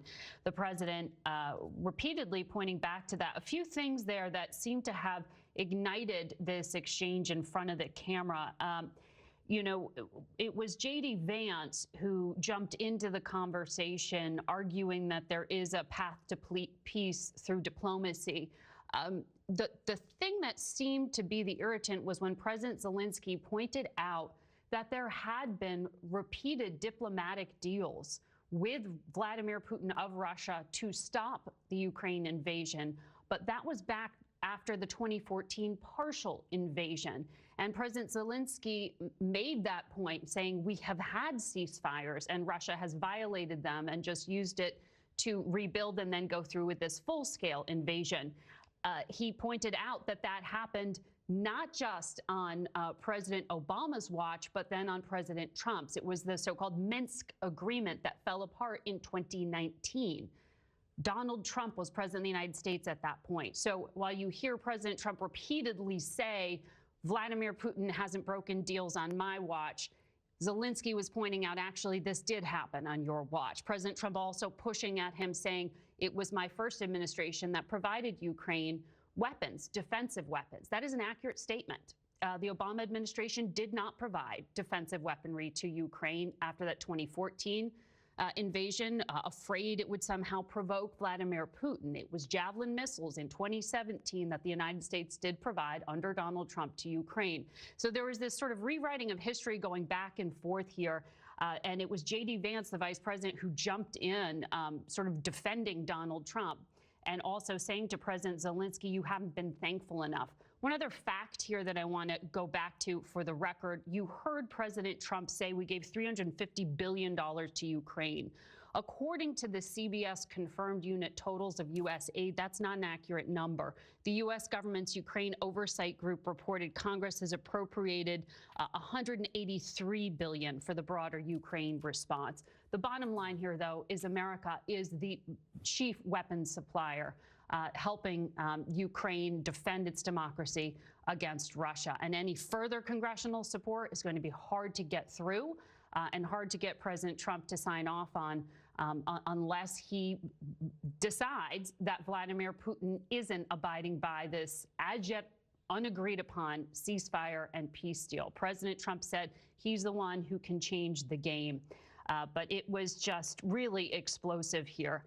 And it was a punctuation point on a week where a number of European leaders, Maurice, have come to the White House to try to persuade President Trump that Europe isn't freeloading, that Europe is doing a lot, and that Ukraine is the victim here of Russian aggression, and that that should be clearly stated. Remember, Maurice, before I hand it back to you, that it was a rewriting of the facts that we saw this week, with the President of the United States no longer wanting to say that Russia was the aggressor in this conflict. And it was Russia that invaded Ukraine in 2022.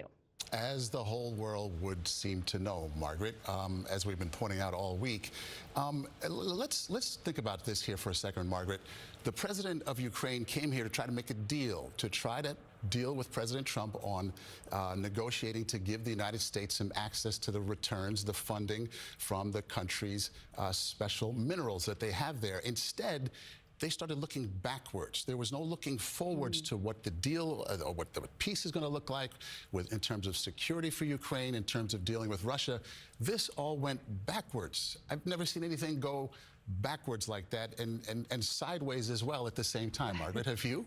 No, I haven't. And Maurice, you put your finger on something very, very important there, which is that there was a lot of baggage that came into that room with President Zelenskyy when he walked in and sat down across from President Trump. And President Trump went there. He went back and started, actually, it was towards a reporter, the President of the United States started yelling, what if a bomb fell on your head, saying, like, basically anything can happen.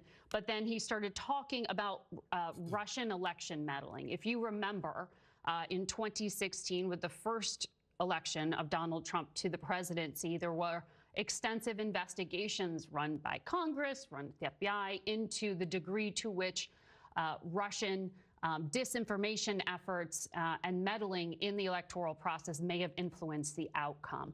President Trump, whenever Russia comes up as a topic, often refers to it. He did it yesterday in the Oval Office yesterday, also sitting next to the UK Prime Minister, said when it comes to Vladimir Putin, he went through what he calls the Russian election hoax with me. I don't know what he's meaning by that, but he brought up the 2016 election meddling in 2025. And with Volodymyr Zelenskyy, you remember he also has a unique place in the first Trump administration's history because it was that phone call that then became public discussing U.S. aid to Ukraine that was the, and whether it was withheld for political purposes, that was the focus of the first impeachment of Donald Trump. The President of the United States just brought up Hunter Biden's bathroom, and I think that was a reference back to that impeachment episode. So, Maurice, there was a lot of baggage that was brought into this conversation, which was supposed to be about a minerals agreement and investment between the U.S. and Ukraine. Kind of lost at the moment. Okay, Margaret Brennan, thank you so much for the insight. Let's head over to Nancy Cordes, Chief White House Correspondent. Nancy, that was really something to witness. Where do we go from here?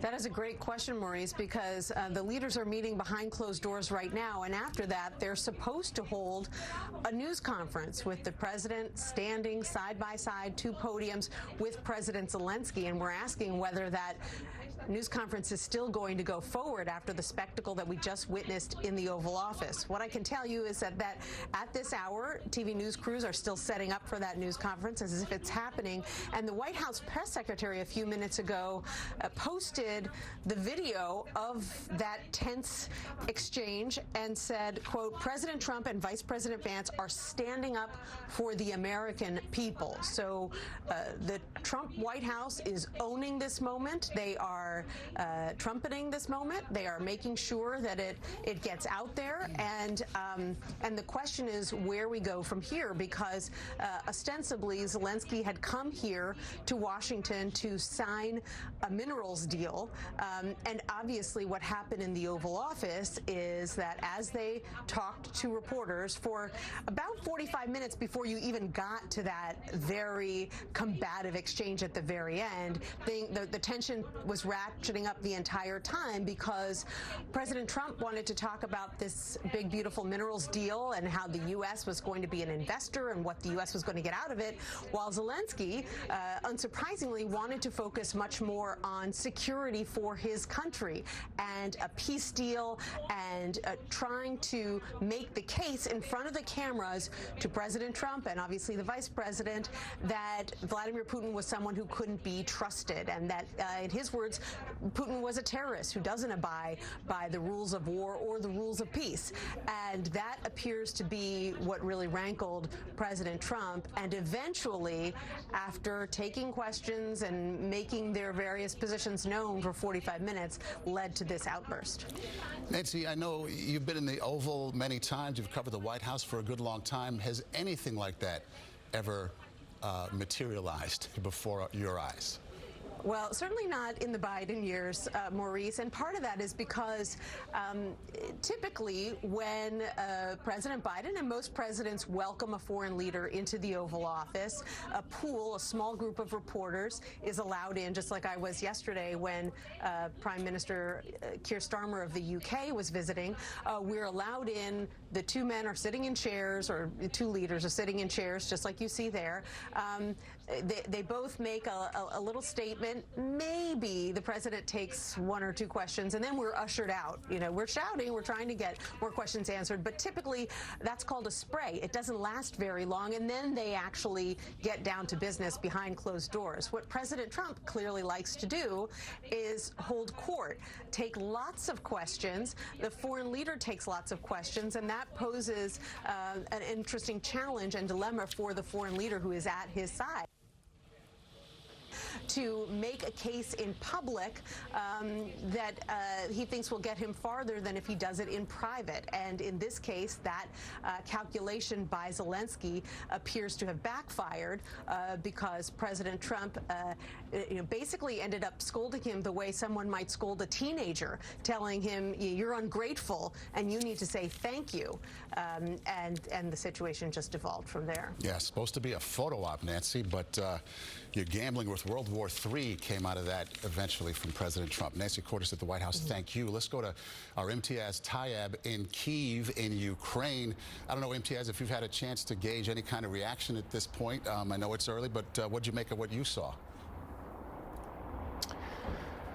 It is quite a scene at the White House. Here in Kyiv, people, of course, are digesting what they've just seen.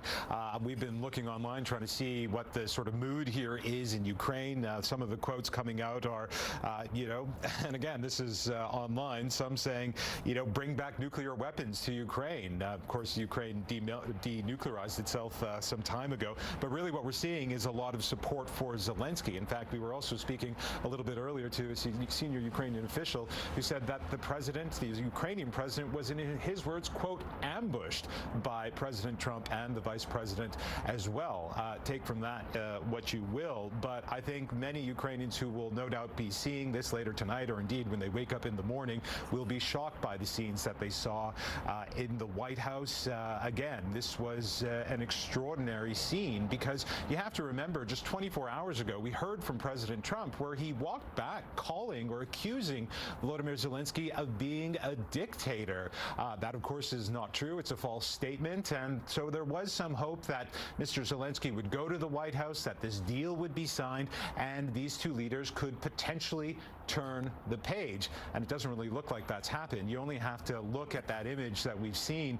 There's a photo going around of the Ukrainian ambassador to the U.S., and you can see her very clearly with her head in her hands. And I think that really sums up how a lot of people here in Ukraine are feeling about what they've just saw at the White House. Okay, Imtiaz Tayeb, there is that image right there, head in hands. Cannot believe what she just saw, or what anybody just saw for that matter. We're going to continue to cover this. As we mentioned, we're expecting President Trump and Ukraine's President Zelenskyy to hold a joint news conference at some point this afternoon. Don't know if it's on or off, expecting it to still be on. We'll bring it to you live when it does happen. Our coverage will continue on CBS News 24/7, your local news, and tonight on the CBS Evening News. This has been a CBS News Special Report. I'm Maurice Dubois.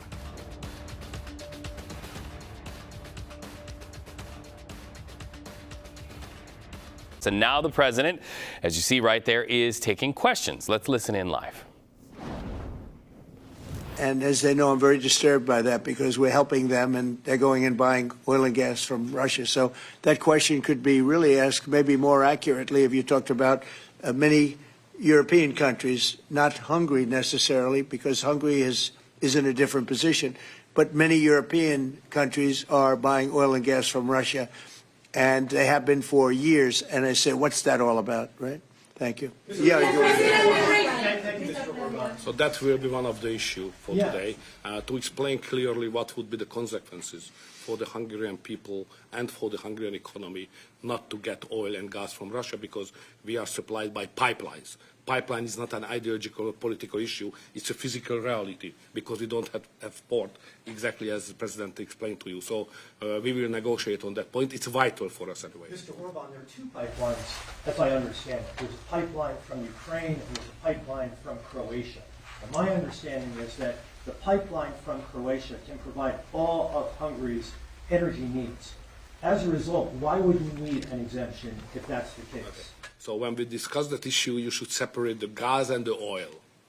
On the gas issue, which is very important for us, 90% of the Hungarian households based on heating system based on gas.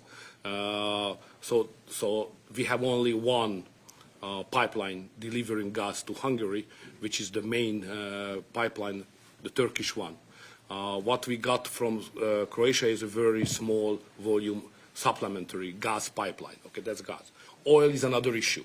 So oil is coming from the Druzhba pipeline, which is the main supply, and that is a Croatian one, which is the secondary and supplementary pipeline. We would like to convince the Croatian government to enlarge it and make it possible to deliver more. Under these circumstances, it cannot be the main pipeline. It's just supplementary. But later on, with some big investments, it could serve better the interest of Hungary. Yes, please, go ahead. Thank you.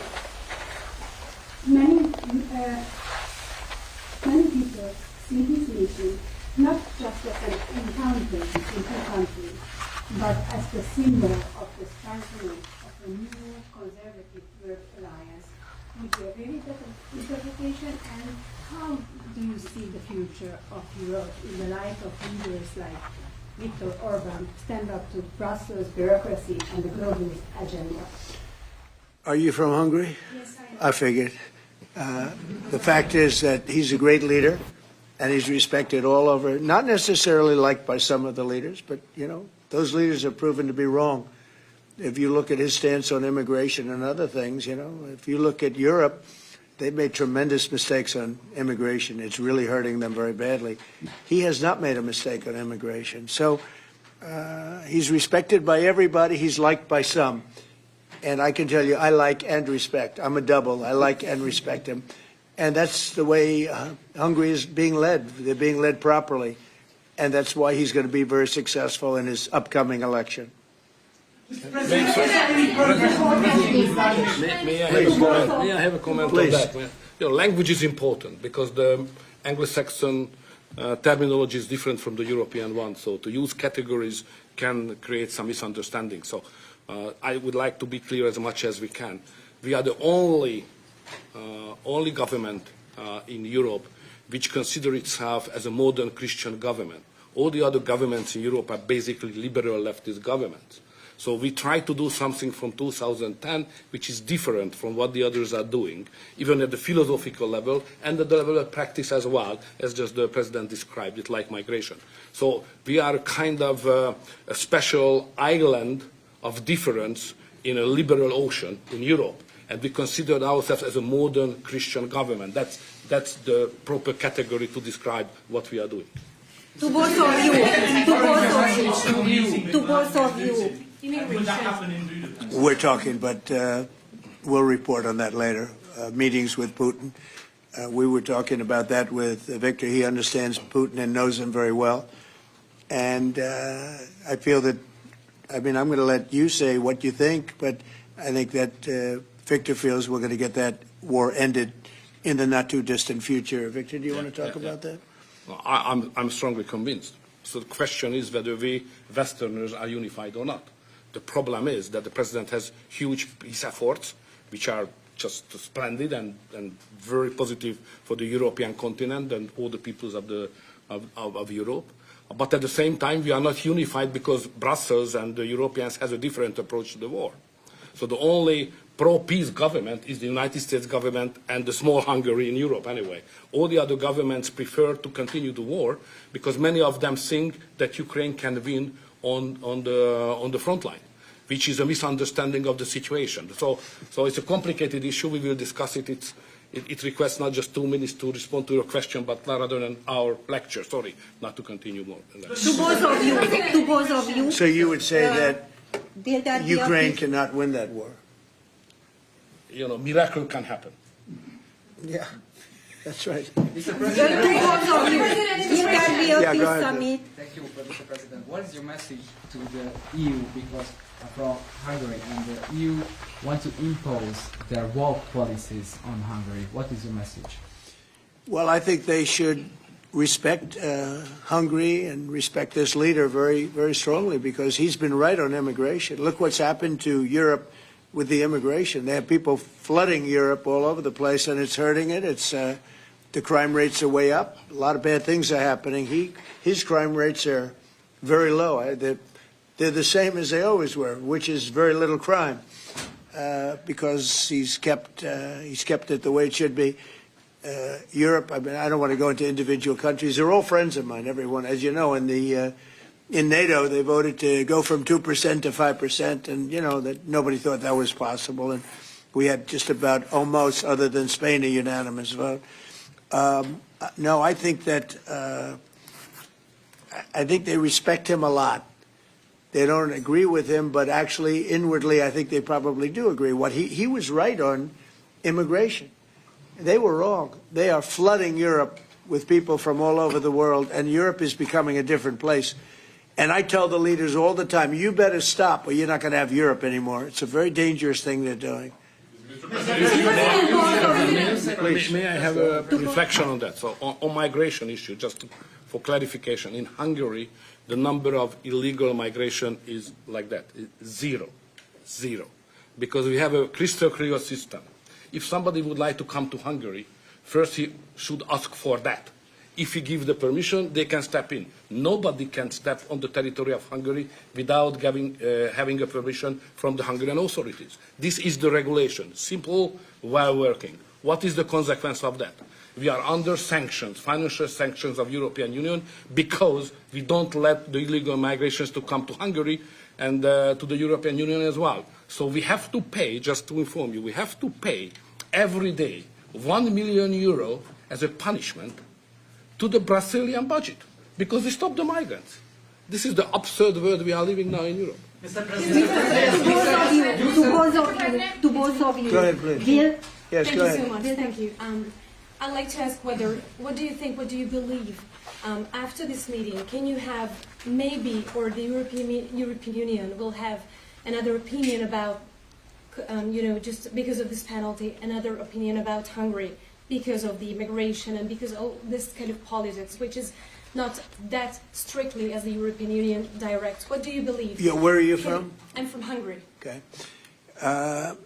I do have that conversation with them, and I respect and like them. You know, they're all friends of mine. I think pretty much every single leader in Europe is a friend of mine. We get along really well. They've done everything I've asked them to do with NATO, etc. The only thing they continue to do is buy oil from Russia. That's not too good. But I told them they should respect this man. They can also learn from Victor. Victor has had a very hard stance on, more than anything else, immigration or even illegal immigration. He literally has accepted no one over the years. Think of how much greater these countries would be if they didn't have the tremendous crime that has come in with the immigration. People just flowing into Europe. They've got to stop it. And not only stop it, they have to reverse it. They have to get them out. We've done that here. We have 0 people coming in now. The borders are closed. We take people, but we take them legally. But we've done it very strongly, and we're moving hundreds of thousands, millions of people out. We had, of the 20 million people, 25 million, nobody knows even what the number is. They never knew. Biden had no idea. He had no idea. I don't believe he had any idea what was happening, because he wasn't about open borders. But we had open borders, and we had millions of people come in, and they were coming in from jails. They were coming in from mental institutions. They were coming in as drug dealers. We had 11,888 murderers. Half of them committed more than one murder. We're getting them all out. We're getting them out. He doesn't have that problem. But Europe does have that problem. Other parts of Europe have that problem. So, I tell them all the time, I stick up for Viktor Orban. Not a lot of people do, because in many cases they're jealous. They wish they did what he did. They would have no problems if they did what he did. And I have a bigger heart than anybody, but, they've destroyed some of those countries. Some of those countries had no crime 10 years ago, and now they have quite a bit of crime. And I would say that I don't know anything about your crime levels, but I would imagine they're very low. Down. Huh? Very Not down. too high, right? No, it's very down. One of the best in Europe. I had a feeling. Sorry, may I have one remark? Sure, please. No. Just a clarification as well. I'm not here to ask President Trump to manage my conflicts or our conflicts with the European Union. This is our matter, so we will do it. What we need is a golden age, to open a golden age of the United States-Hungary relationship. That's the biggest help we can get from the United States. And maybe Europe too. You know, we can include Europe, but it's going to get more difficult. So inside the European Union, we will manage all of our affairs. To be the most possible humble guy, yeah? But I'm the longest-serving Prime Minister of Europe. I survived all the Prime Ministers who attacked us. And I'm sure we will survive next years as well. So we will manage our conflicts successfully. Mr. President, one question for you, Mr. President. One question for the Prime Minister. Speaking of Europe, last month you said that you would not withdraw U.S. troops from Europe, yet 2 weeks later the Pentagon announced, decided to withdraw significant number of troops from Romania. So have you changed your mind, or the Pentagon ignored your assurance? No, they don't ignore anything that I say. What they do is we make changes. We move. It's the same number, total number, but we move people around. I happen to like the Romanian people. I think they're great people.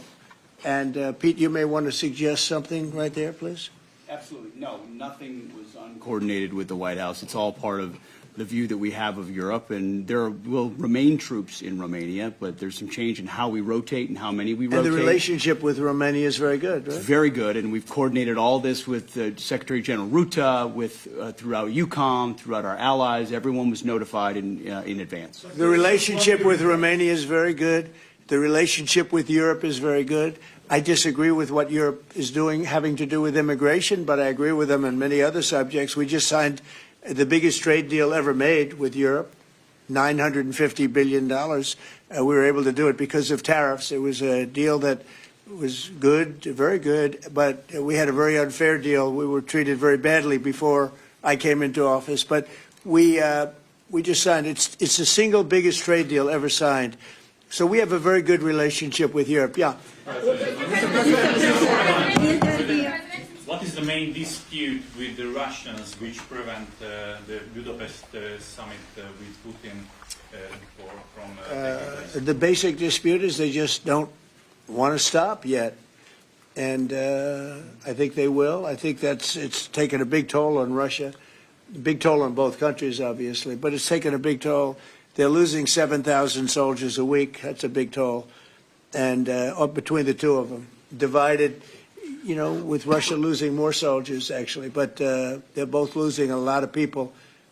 And that's the primary thing that, with me, it's not economic, it's not money. In fact, we don't spend any money. We send it to NATO. They pay us for our missiles and for our military and everything else. We don't.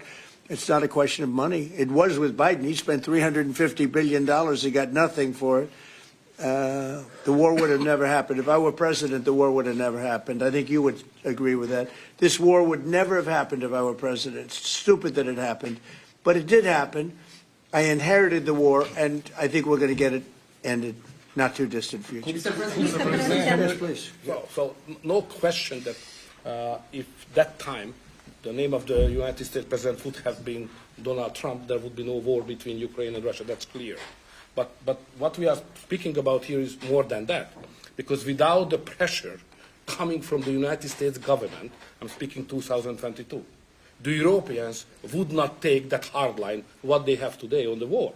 Remember that big countries of Europe rejected to be involved more than just sending some, humanitarian issues. So the pressure coming from the United States to be more pro-war in Europe. So that's the fact of the history anyway. So we have to restore something which was ruined and created from here. And that's the reason why I understand absolutely the devotion of the president now to do everything to stop the war, because that would be not that deep without the previous government pressure from here. So the reason why I'm here to be as much as helpful I can to contribute to the peace efforts of the president, because that was an enormous mistake what we have done, the Western world several years ago, and we have to stop it, and it's common responsibility. Biden actually pushed for that war to happen.